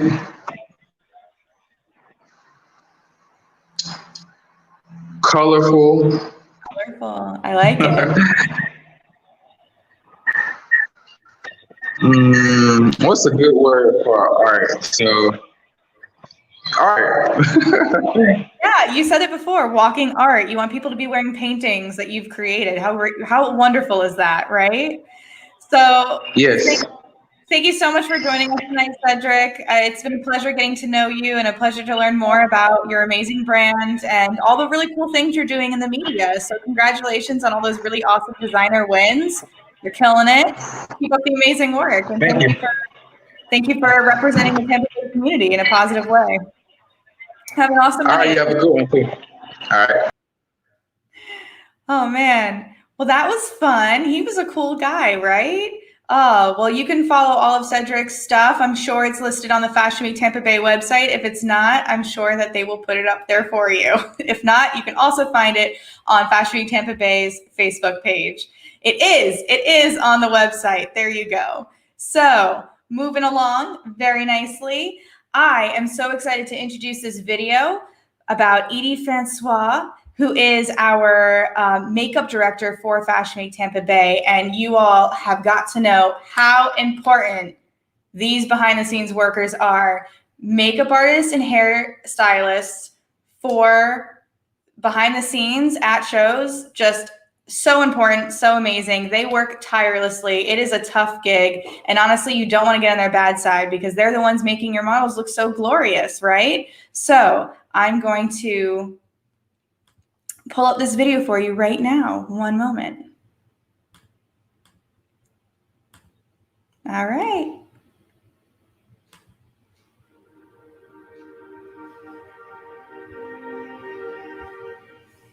Hi Tampa Bay, it's me Edwinie, your head makeup artist for Tampa Bay Fashion Week, 4 years running.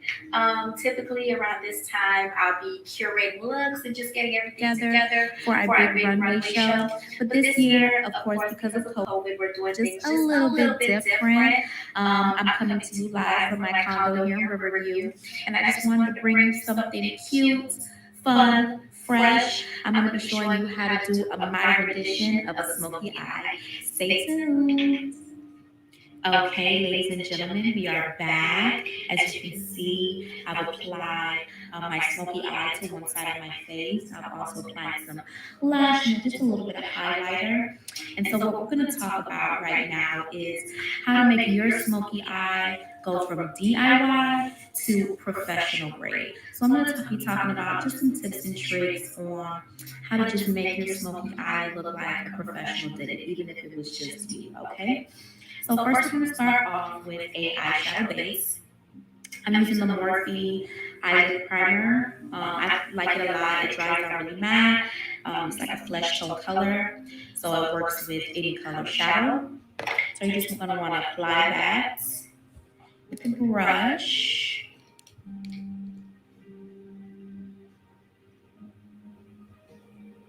And you're going to want to apply it onto your eyelid and lid upwards. It's okay if it's getting a little tacky. That just means it's working and it's doing its job.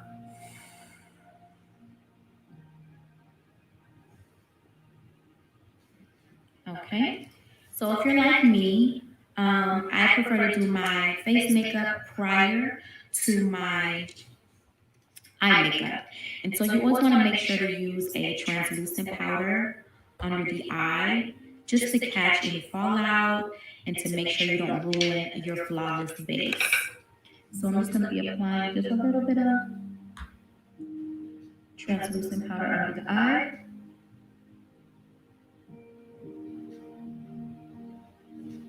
Just to catch any fallout, okay?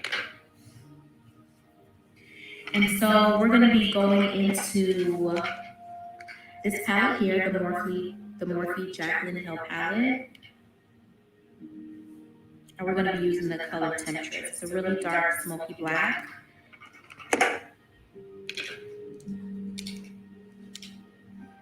And you're going to want to start to pack this right at the base of your eyelash. As close to your eyelashes as possible. You're going to want to start packing the color there. Don't get up into your crease yet. We're going to do that later. You just want to focus on the eyelid.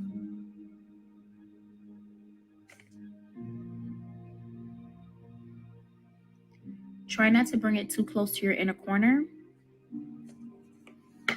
because you don't want to get raccoon eyes. You just want to stay right on the lid in the inner corner. You don't want to bring it up too high. You just want to pack it on the lid. And once the lid starts to look really opaque, meaning you don't see any flesh coming through, it's looking really dark and smoky, that's when you're going to want to put this brush down.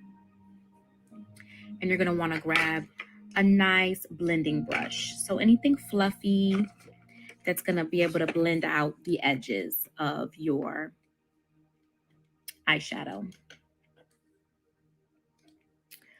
So I'm going to be using the Morphe, doesn't have a number on it, but it's a nice fluffy brush. Now, without using too much more product, like just literally a little swirl, you're gonna start blending that crease out. I like to start towards the outer edge.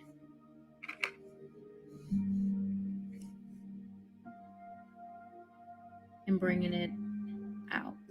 And this is the way that you're going to be able to start forming your shape, okay? So if you want more of like a rounded shape like I prefer, then this is how you're going to start to smoke out that shape. If you like your shape more angled up, then that's when you would angle it out, okay? And you're just going to want to blend away.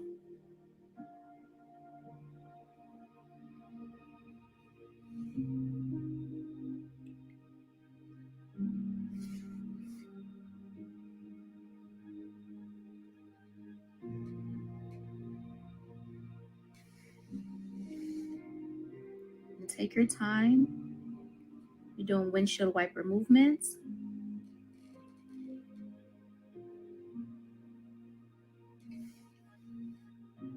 We don't want any harsh lines. If you have to take a little product off of your brush, do so.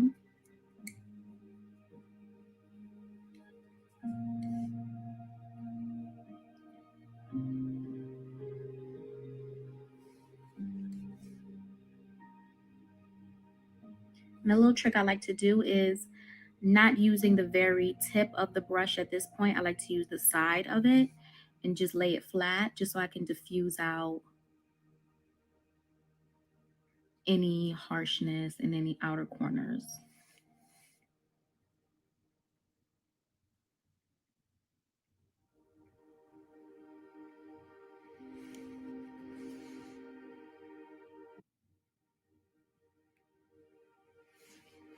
And just keep blending until you're looking even.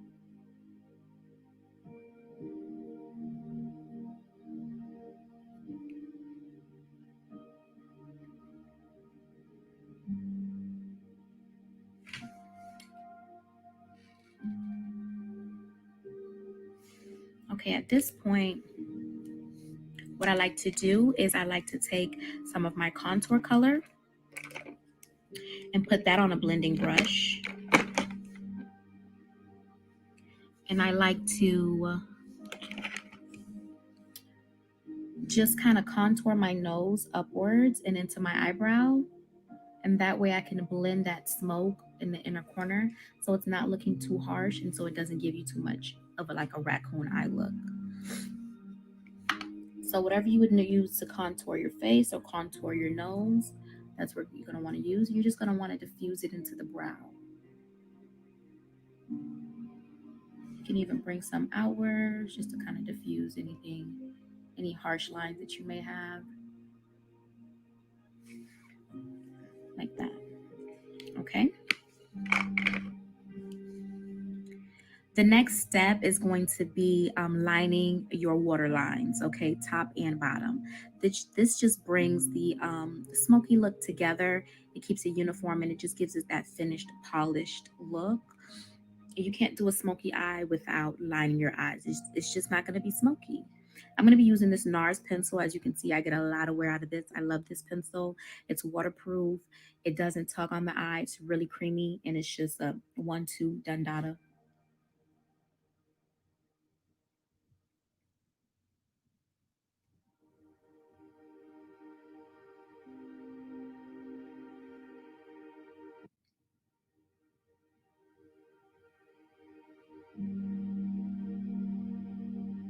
Don't be afraid to get a little bit lower than your waterline, even on a little bit of the skin, because we're going to be blending and smoking out that bottom waterline as well. And two, I always recommend just lining the top waterline as well. If you can get in there, it makes your smoky eye look even deeper and even better. And it helps to hide your lash line. So your lashes just look more natural. It looks like it's coming right out of your eyelid.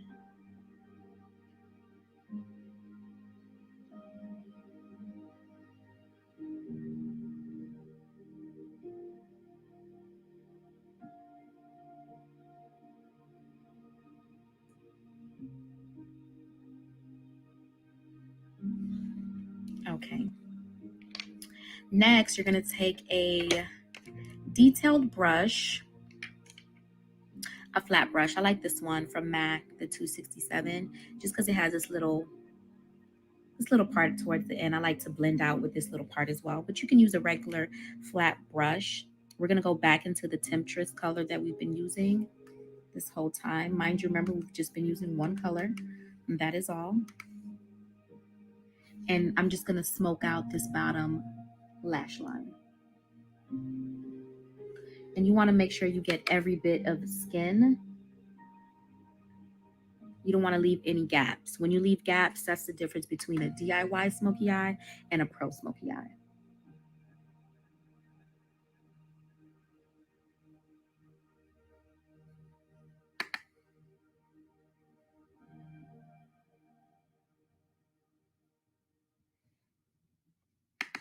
Don't forget to connect this outer corner here. You don't want to leave that bare.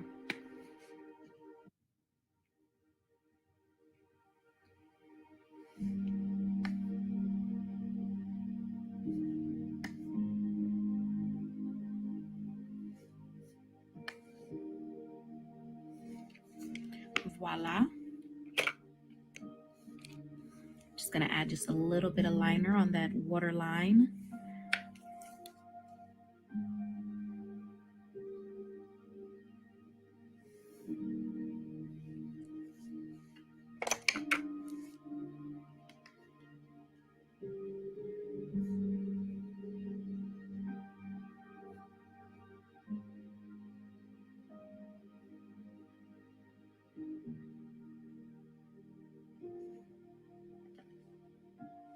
Okay.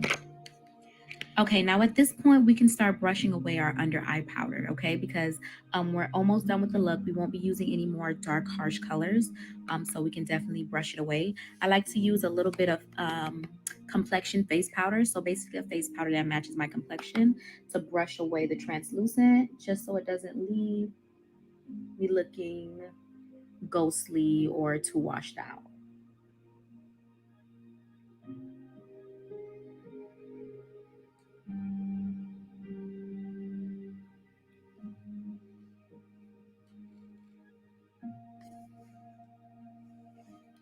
Okay, so now the finishing touch, my favorite part, adding some glitter, some sparkle, some wowzers, some vavoom.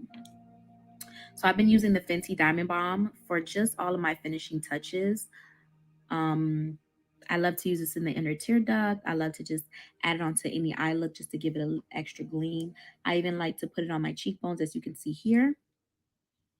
So we're just going to swirl a little bit in here, and we're literally just going to pack it right on. And the reason why I love this is even if you made a mistake with your smoky eye, this glitter is going to hide that, okay, honey? Because the only thing anybody's going to be checking for is this sparkle. It's even nice to just kind of just bring it across the bottom a little bit.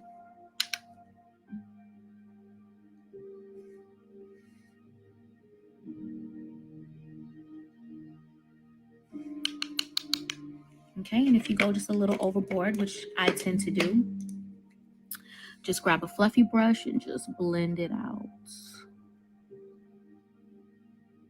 Okay.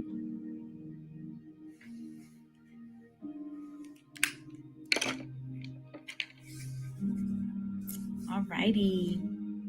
Now all you need to do is add a cute lippy, and honey, you're ready to slay, okay? Don't forget to follow me on Instagram. Let me know if you like the look. Let me know if there was anything that I missed that you wanted some more details on. I'm here for you. My Instagram is at EDWINIE, and I am checking out, okay? Hope to see you guys soon. Happy Tampa Bay Fashion Week. Have some fun, guys. And don't forget to wear your masks, okay?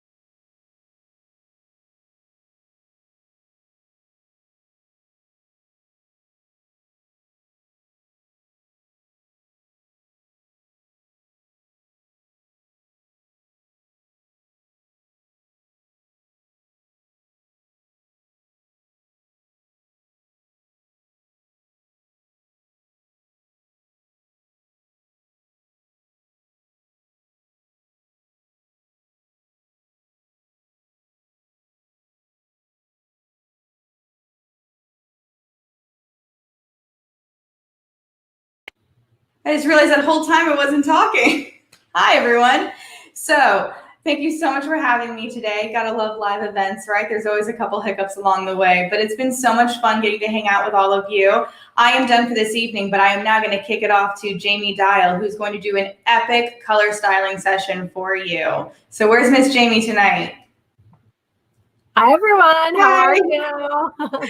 Hi. Thank you so much for joining us for Fashion Week Tampa Bay Virtual Edition. How are you doing tonight? I'm great. Thank you for having me. What Awesome. a cool smoky eye that was. Right? Oh, so pretty. And like I was saying before she came on, makeup artist and hairstylist for backstage at Fashion Week is like, oh, the pinnacle. So important for the overall look. And they can really make or break an entire showcase, right? So now a little birdie tells me that you're going to help us learn how to style. Is that correct?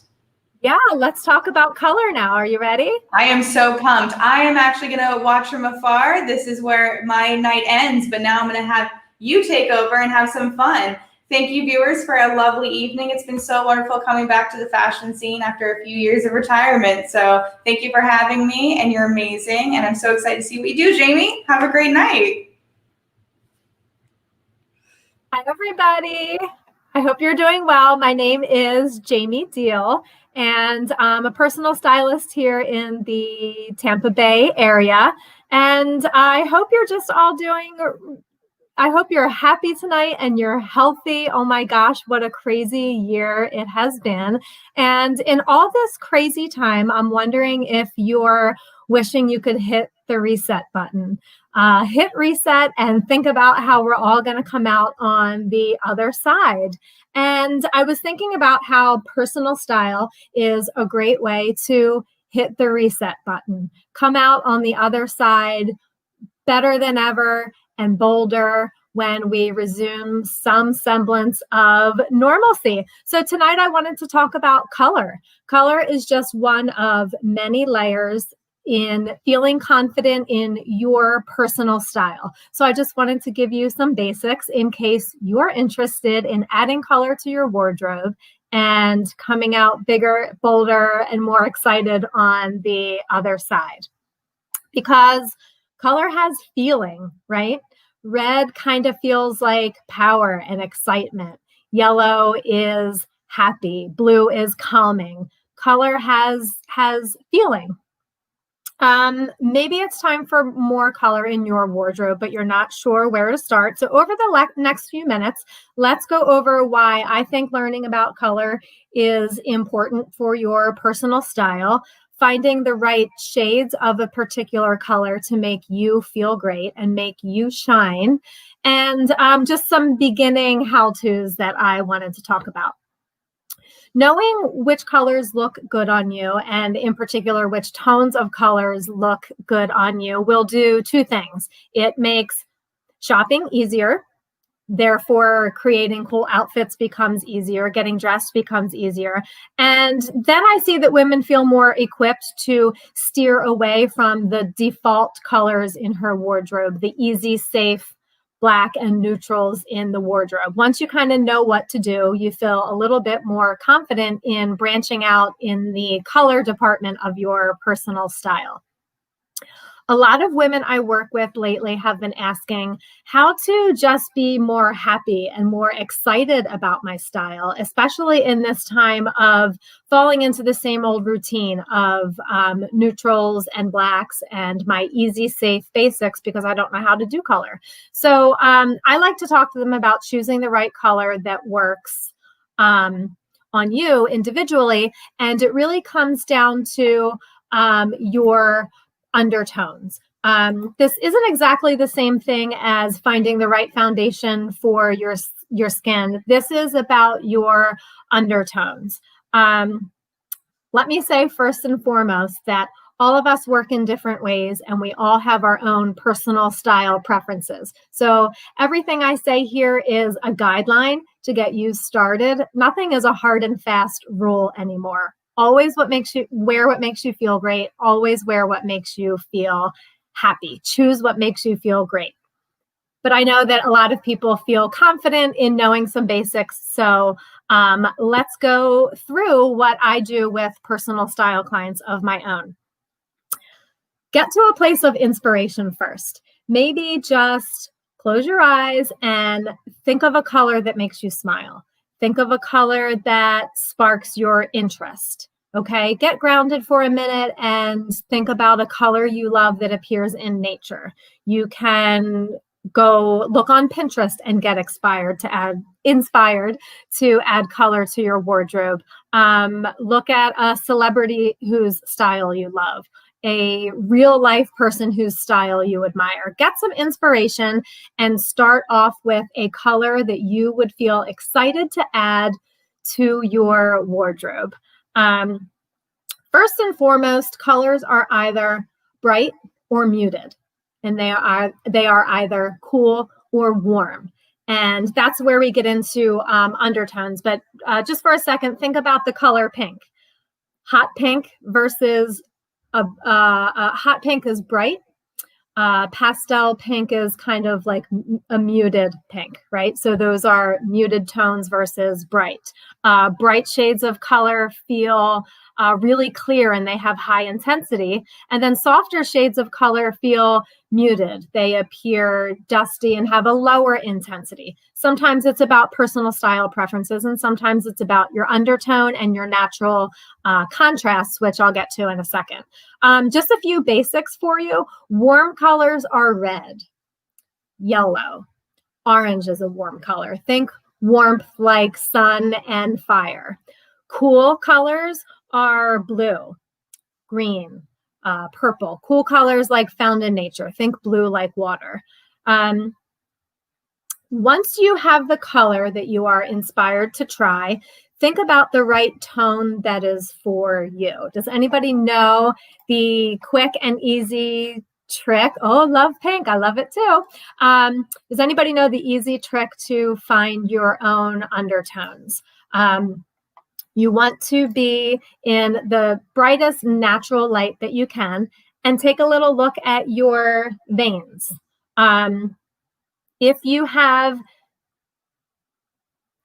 just a second, the reason why we're doing this is that the main idea is that when you choose clothing with shades that have an undertone that match your skin undertone, that just makes everything look in harmony. It brightens your skin tone, it flatters you, it makes you look more radiant if you're wearing the right tone of a color. So again, finding your own undertones. You can do a quick glance at your veins. Warmer skin undertones, your veins have a greenish or yellow tone. If your veins, like mine do here in my wrist, appear bluish, purple, that means you have cool undertones. So remember, warm is red, yellow, orange. Your vein undertones probably take like a greenish, yellowish color. Cool colors are blue, green, purple. And your veins probably look a blue, purplish hue. Sometimes they are hard to see, and it might not be the lighting. Many people are just pretty neutral when it comes to their skin undertone, and that means that you get to play around with warm colors and cool tones just to make it a little harder for you and find out the tones that look best on you. Let's talk about bluish or purple, cool undertones, greenish or yellow, warm undertones. A super popular color last year and coming around again this year is yellow. Clients are always like, how do I wear yellow? So a warmer example of yellow is golden, like a mustard tone. And a cooler example of yellow is a lemon yellow, brighter and maybe a little bit more classic and true to a basic yellow color. Another popular color that women ask about is pink, how to wear pink. If you have cool undertones, a cool pink is going to mean that it's a little bit deeper in the blue undertones. A cool pink with blue undertones is like magenta. Cool undertone pink, warm undertone pink means it has a little yellow in it and ends up warming up the color. So you are going to look great in more coral shades of pink, salmon shades of pink. So undertones, don't let it be like too confusing. These are just like basic rules to try and most flatter your skin tone. And the reason why we're talking about that is because when I help women add more exciting color to their wardrobe, it typically ends up here around the face. That's why we worry about our undertones so much. If trying color in your wardrobe is very new to you and maybe a little bit scary, or you're unsure how to do it, it doesn't have to be up around your face. You can do it in smaller doses, like accessories, necklaces, a subtle little scarf, a bold pink bag if you don't want to carry brand new color around your face, or shoes. Go ahead and dress in your staple, comfortable navy neutral outfit or black on black, and then add a pop of color in your shoes where it's less scary. It's further away from your face and it's a little less scary to try. Bright Kelly green shoes with an all black outfit. Beautiful cobalt blue with a tone on tone neutral outfit is a great non-scary way to add exciting color to your wardrobe. Next, let's talk a little bit about color psychology and symbolism in color. The former therapist in me doesn't want to let that part go. So I just want to talk about two things regarding color that it not only affects your mood, you can use color to affect your mood. I wore pink tonight, a bright, happy pink, but it also can affect the way you are perceived. Those are two neat things in color, what you would like to project out into the world, but also how you would like to dress in color to make yourself feel in the way that red can sometimes mean powerful, wearing yellow to boost your mood, a calming shade of blue if you're in patient care and you want to feel calming and warm and trusted. Let's go through a few of the main colors and, psychological symbolism meanings of color. Red, like I said, bold, power, sometimes romantic. Throw out some ideas if you have any. Yellow, often symbolizing optimism, youth, happiness, friendliness. Orange is very similar, energy, warm, fun. Purple often feels regal, luxury, sophisticated. Black, that's some people's power color. Black can feel powerful, mystery, professional. And green, sometimes that feels healing. It can represent a renewal feeling and kind of symbolizes nature, much like blue. So I would say, if nothing else, choose a color that feels meaningful to you. Choose a color that really speaks to you. Bonita's purple is her favorite color. You must be a very regal dresser. Purple is beautiful and regal and luxury and sophistication. And there are deep shades and there are light shades. So it's really fun to play around. So if nothing else, remember when you go for color inspiration, look at celebrity fashion. Look at outfits of your style hero. Maybe there's someone in real life whose personal style you really admire. Maybe there's a color out in nature you can choose.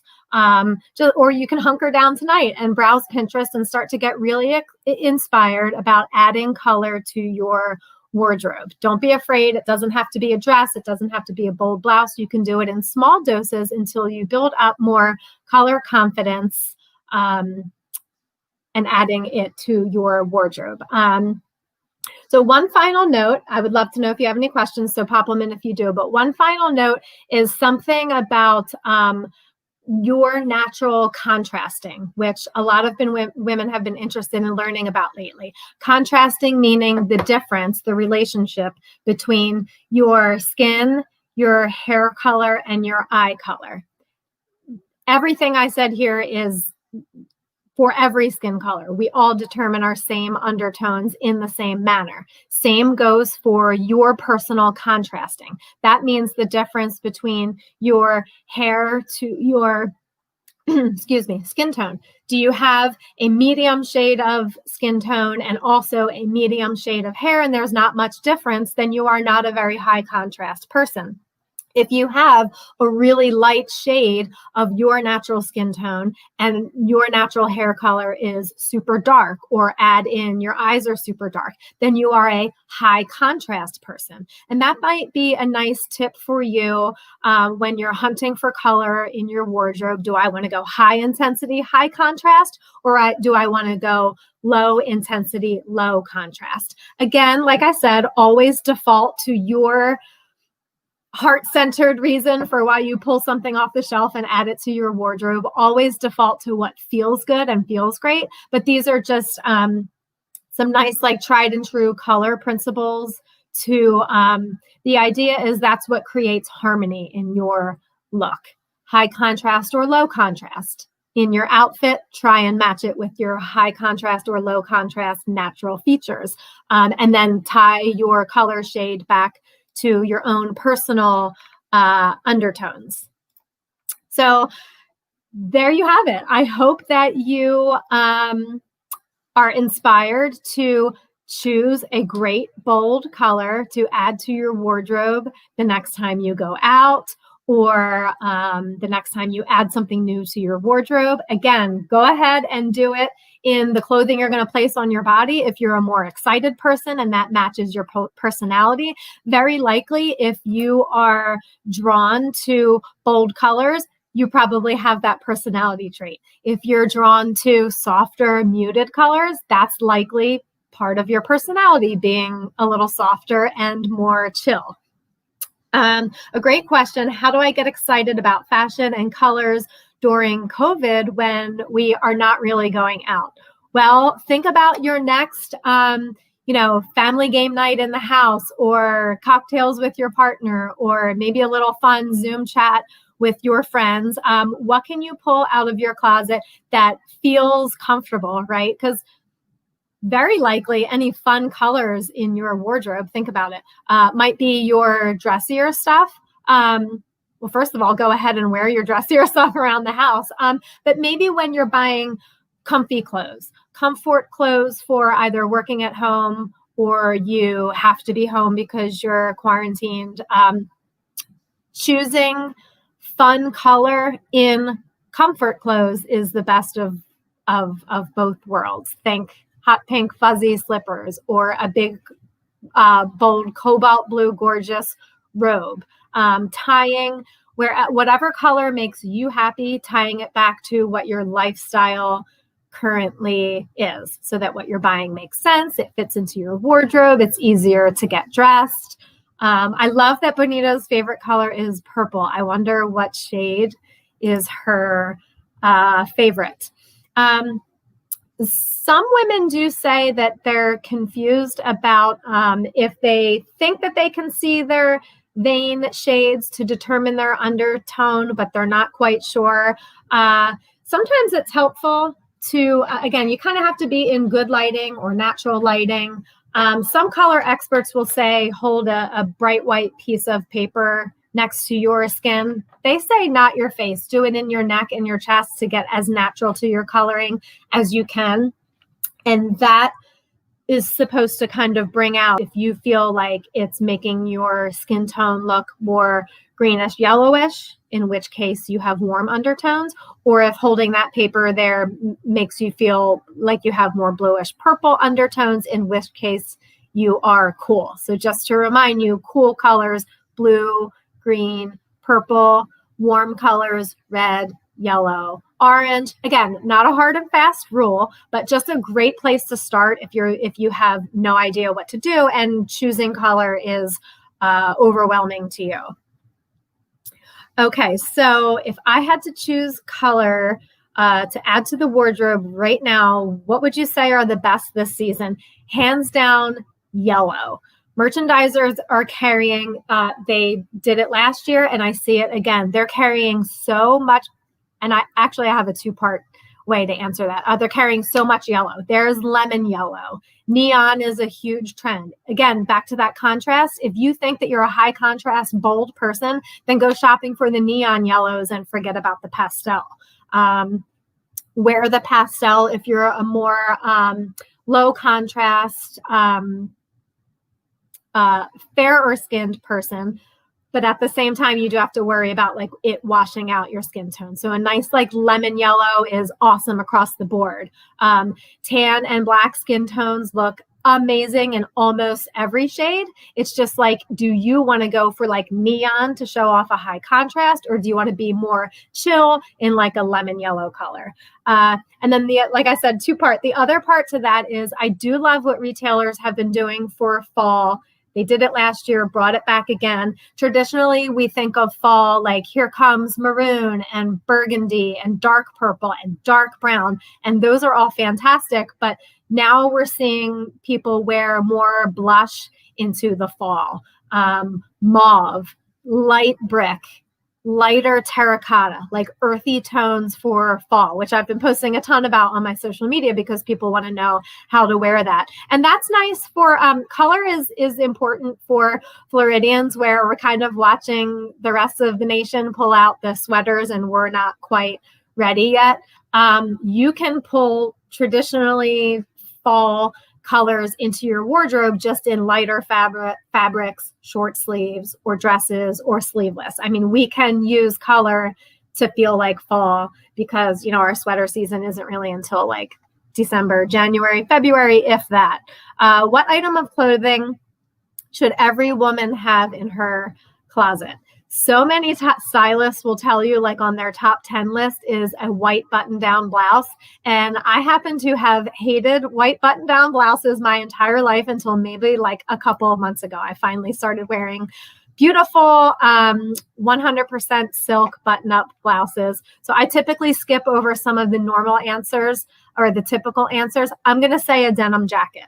A denim jacket makes casual, COVID-friendly house outfits seem kind of cool, like throw on a denim jacket and pop the collar for, you know, a Skype call or just hanging in the neighborhood. But then a denim jacket brings more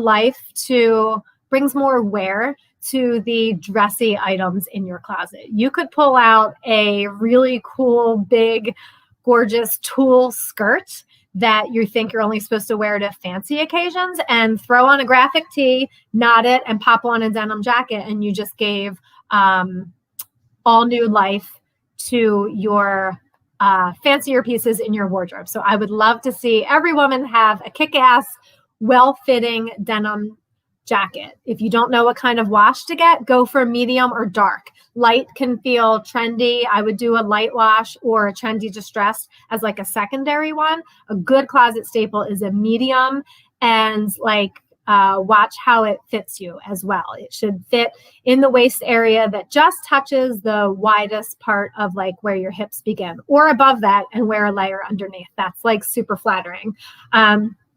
So I look for a fashion inspiration. I swear it's almost everywhere. I love to see what's happening on Instagram. I can sit and stare at Pinterest for hours. I really love some of those more, we describe them as like down-to-earth celebrities. I love to see what their streetwear looks like. Red carpet's fun, but I don't get super inspired by that. I get inspired by like celebrity street style.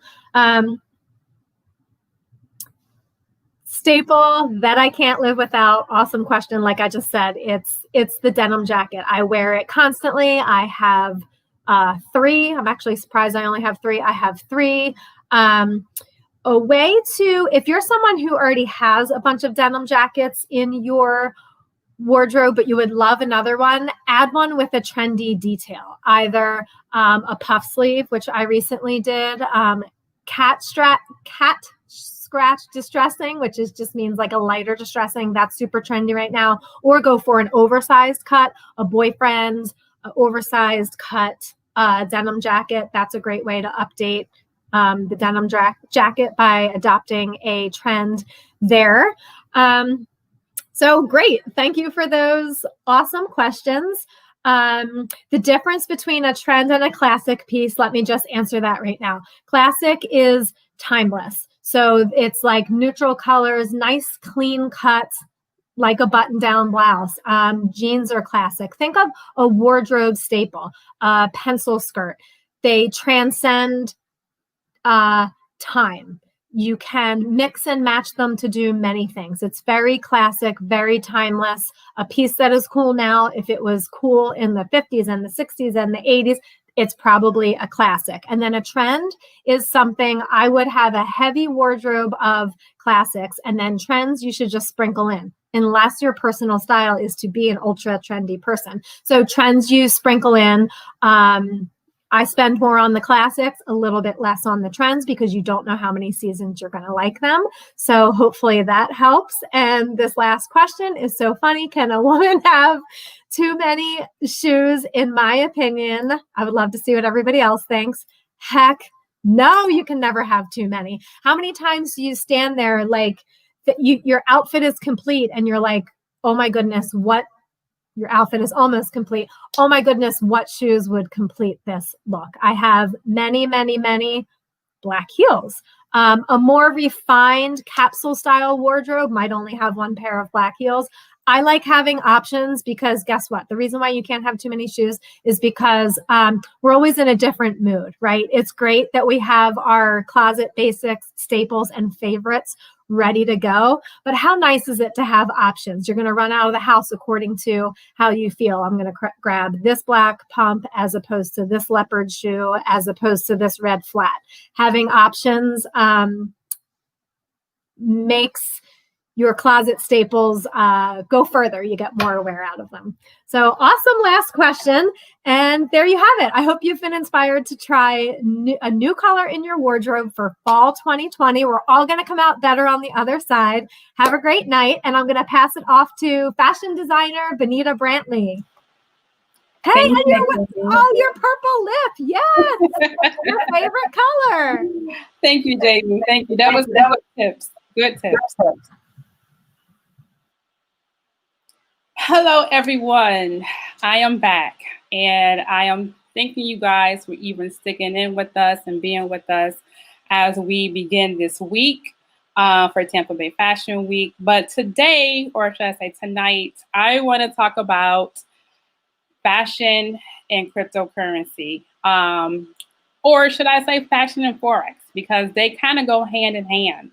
But let's just talk a little bit about cryptocurrency, because I know a lot of people have heard so much about it and don't know what it is, or just may have a few questions, or maybe they do know what it is and they want to be involved. So there's two things that I want to talk about when it comes to cryptocurrency, because, you know, when it first pretty much came about, it was way back in 2009, but just last year is when I kind of want to say it made a big boom, and everybody was like, oh my God, what is this? What is that?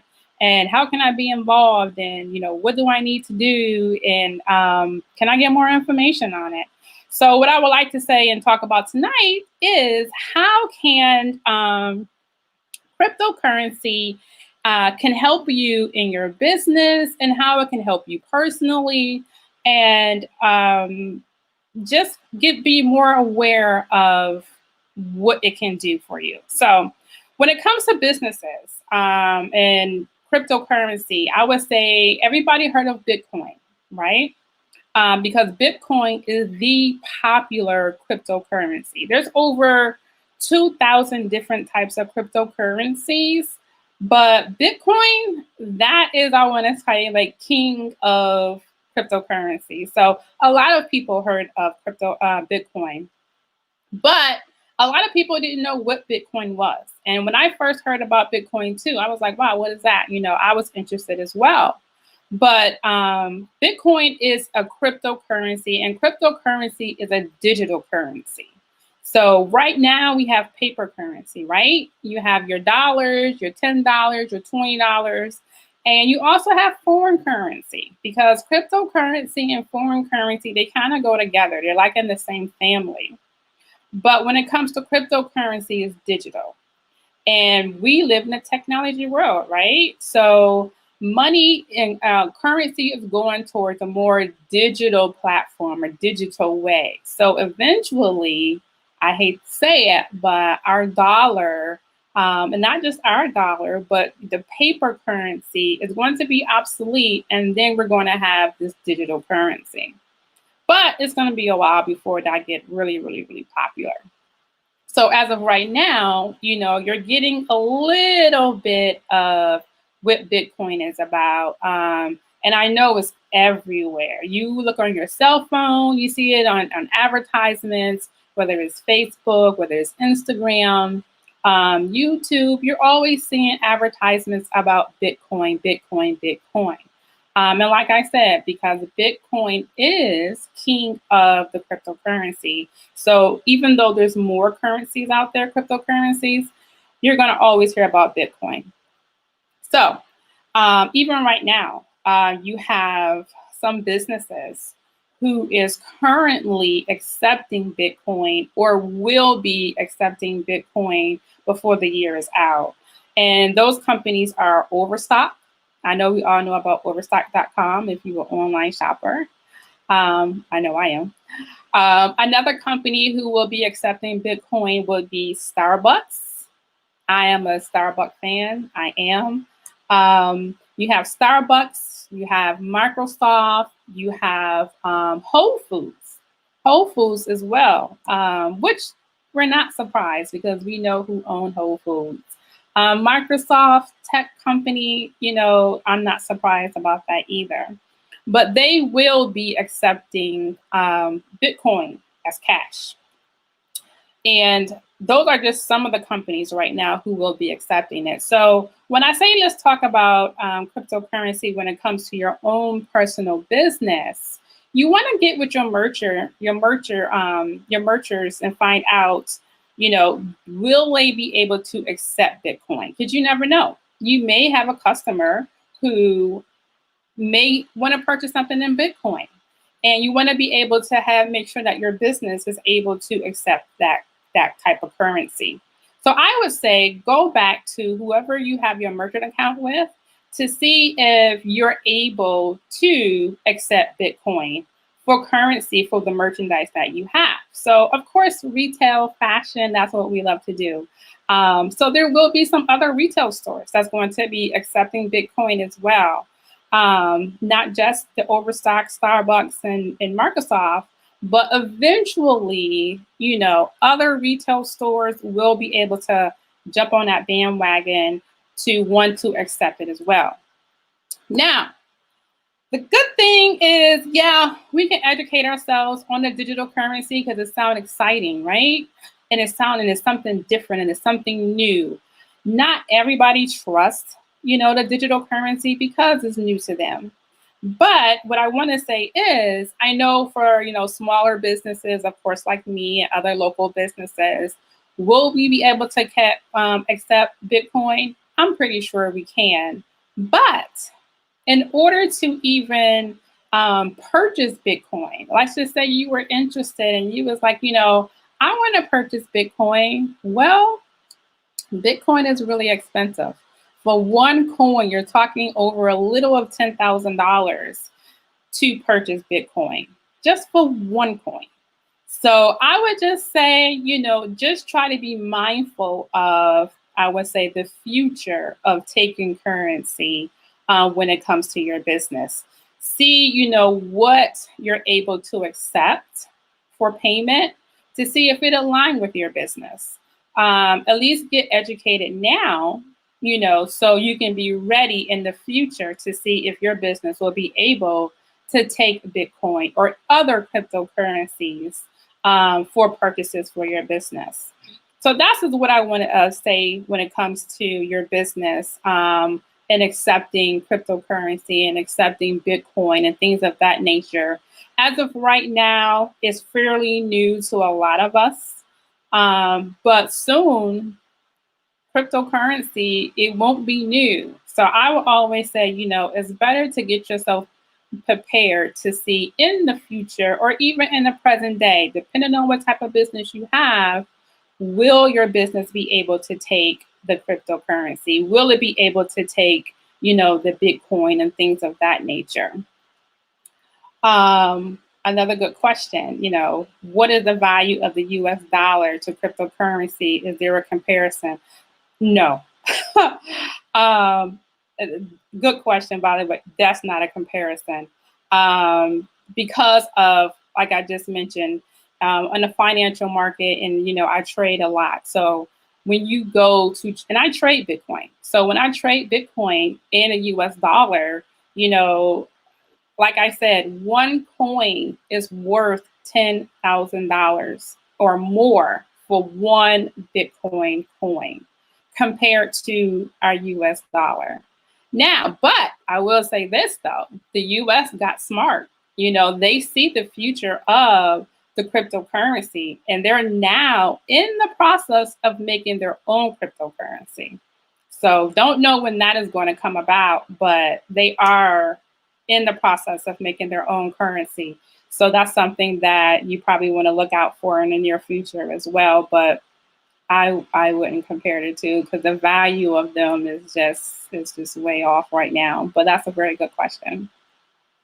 So another thing I want to talk about when it comes to cryptocurrency, foreign currency, foreign exchange market, the whole financial industry. Like I said earlier, cryptocurrency and foreign exchange, also known as Forex, they're sisters, you might as well say. They have a lot of things in common. It's kind of like, the foreign exchange market was here first, and then you have the cryptocurrency that came after. So it kind of go hand in hand a little bit on what they do. But like I mentioned before, cryptocurrency is the future when it comes to the currency. Foreign currency is what I would call it the present day, is what we do right now, like our dollar.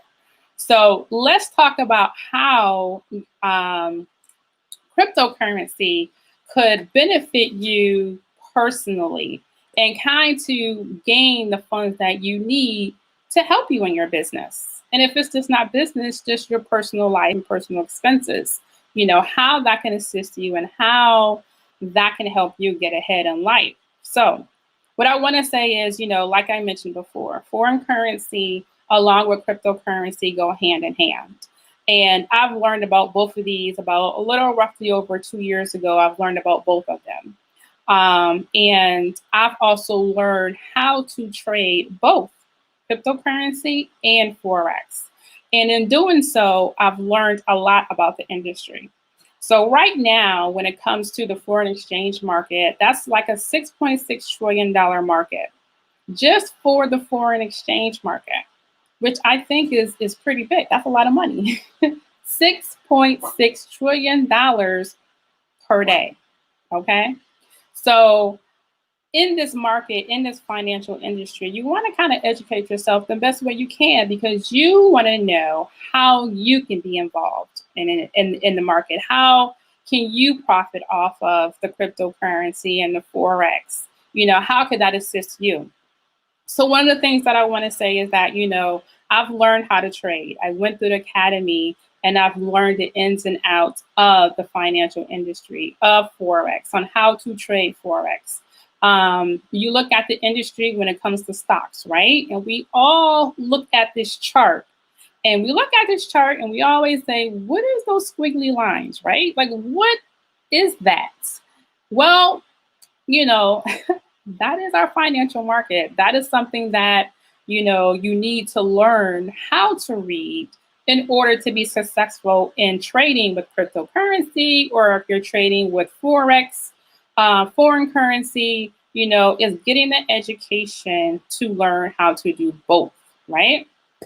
So another thing that we always ask ourselves as well, a lot of people say, well, Bonita, how can I be effective in the financial market? Or, how can I increase my funds to fund my business, or just fund my personal habits and things of that nature?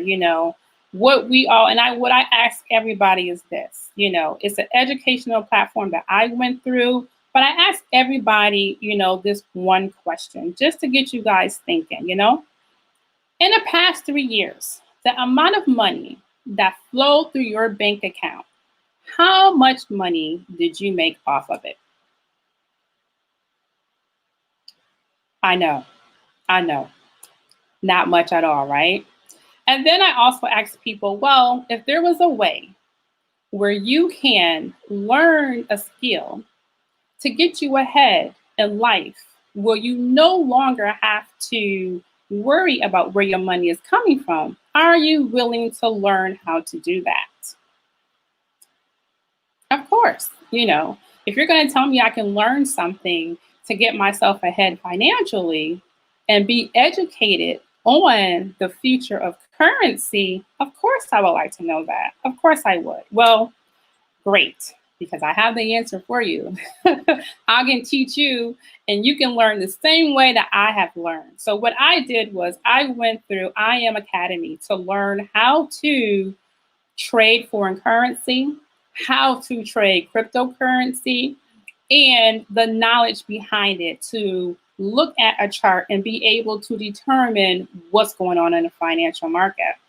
And this educational platform brought me to a whole new level financially, where now I'm able to fund my business. I'm able to fund personal projects that I want to, just because of the education that I've learned. I also have a team of people that I work with. My organization that I work with is called Be Your Own Bank. You know, when you learn how to be your bank, you know, you learn how to use strategies, you know, to earn money when trading cryptocurrency, along with the foreign exchange market as well. So I would say those two things, like I mentioned before, they come hand in hand. But now I'm a bit further when it comes to my finances. I'm a little further when it comes to looking at a chart and understand what's going on in the market. I know everybody heard of Bloomberg, right? Well, first, you know, he was going to run for president. You know, hey, he has a lot of money. I mean, Bloomberg himself. You know, you go to his website, he got his TV channel. You know, he's Bloomberg. His name speaks for himself. So I watched that a lot too, to get more educated on what's going on around the world. Not just the US and what's going on in our country, but what's going on in other countries too. Bloomberg is another show that, you know, I stay tuned in to find out what's going on, because that impacts our market as well. That impacts our financial market when it comes to the US dollar. That even impact the cryptocurrency as well. That impact Bitcoin as well. So what you need to know what goes on around the world to be able to trade effectively. So another thing that the US is good for, and not just the US, but everybody always hear a lot about lately, was gold, right?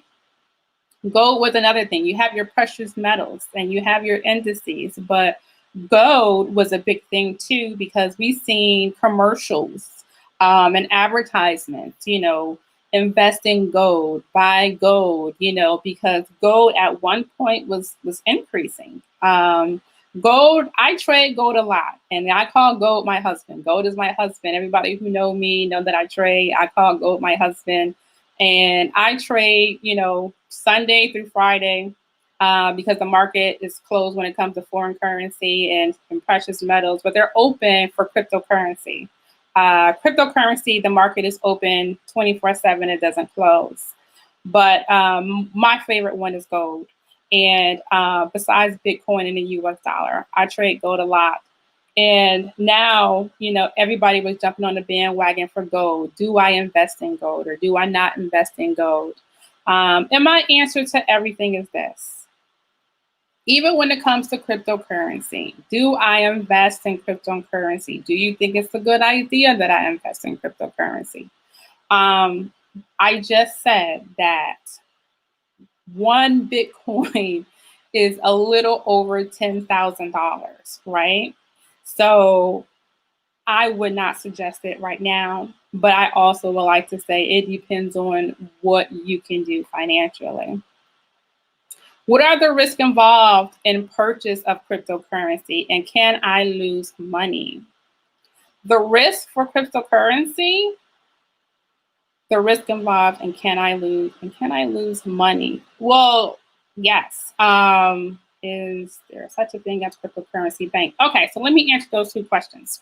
So is there a risk involved when purchasing cryptocurrency, and can I lose money? There's a risk in everything. There's a risk in everything. So you have to decide whether you want to take a minimal risk or a high risk when it comes to the cryptocurrency.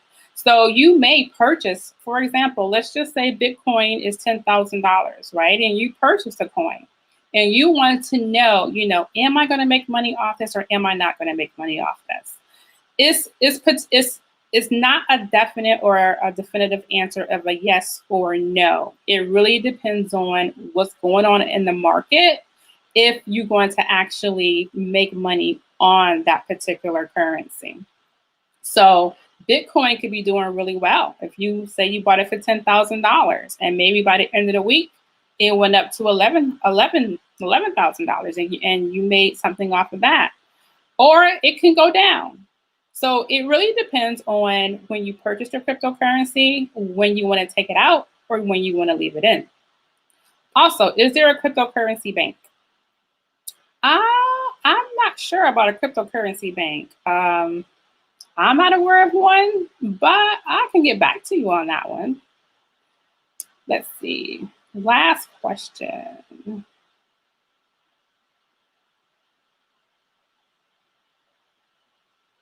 Okay. So what I also want to say too is that in doing so, all this information that is given to you, I want to say one, that please speak with a financial advisor. To make sure that whatever it is that you want to purchase is between you and them. I personally give out opinions. This is my personal opinion. I am not like someone who can give you right or wrong information. I'm giving you experiences. I'm giving you knowledge and education that I've learned. But I will say that if you decide to purchase anything, or if you decide to want to do anything further, I would say, talk with a financial advisor to see, how they're able to assist you on your purchases. Okay, let's go. When you trade in Bitcoin, do you have to own Bitcoin in order to trade? That's a very good question. The question is, when you trade Bitcoin, do you have to own Bitcoin in order to trade? The answer is no, you don't. You don't have to own Bitcoin to trade. Not at all. Not at all. I think that's one of the great things about trading is that I personally don't have to have the cryptocurrency like in my bank or anything like that to trade cryptocurrency. No. When it comes to trading cryptocurrency or Forex, you personally get a broker. You find you a broker and you put money in your broker account and then you just go ahead and you trade freely. So you don't have to own Bitcoin in order to do it. Even when it comes to foreign currency, you don't have to own that either to trade that. That's a very good question. Very good question. So, I also like to know, is there any more questions? I know I said a lot when it comes to cryptocurrency. I know I said a few things when it comes to Forex, when it comes to the trading platform, learning how to do those things. So do anybody have any questions about anything that I've said so far?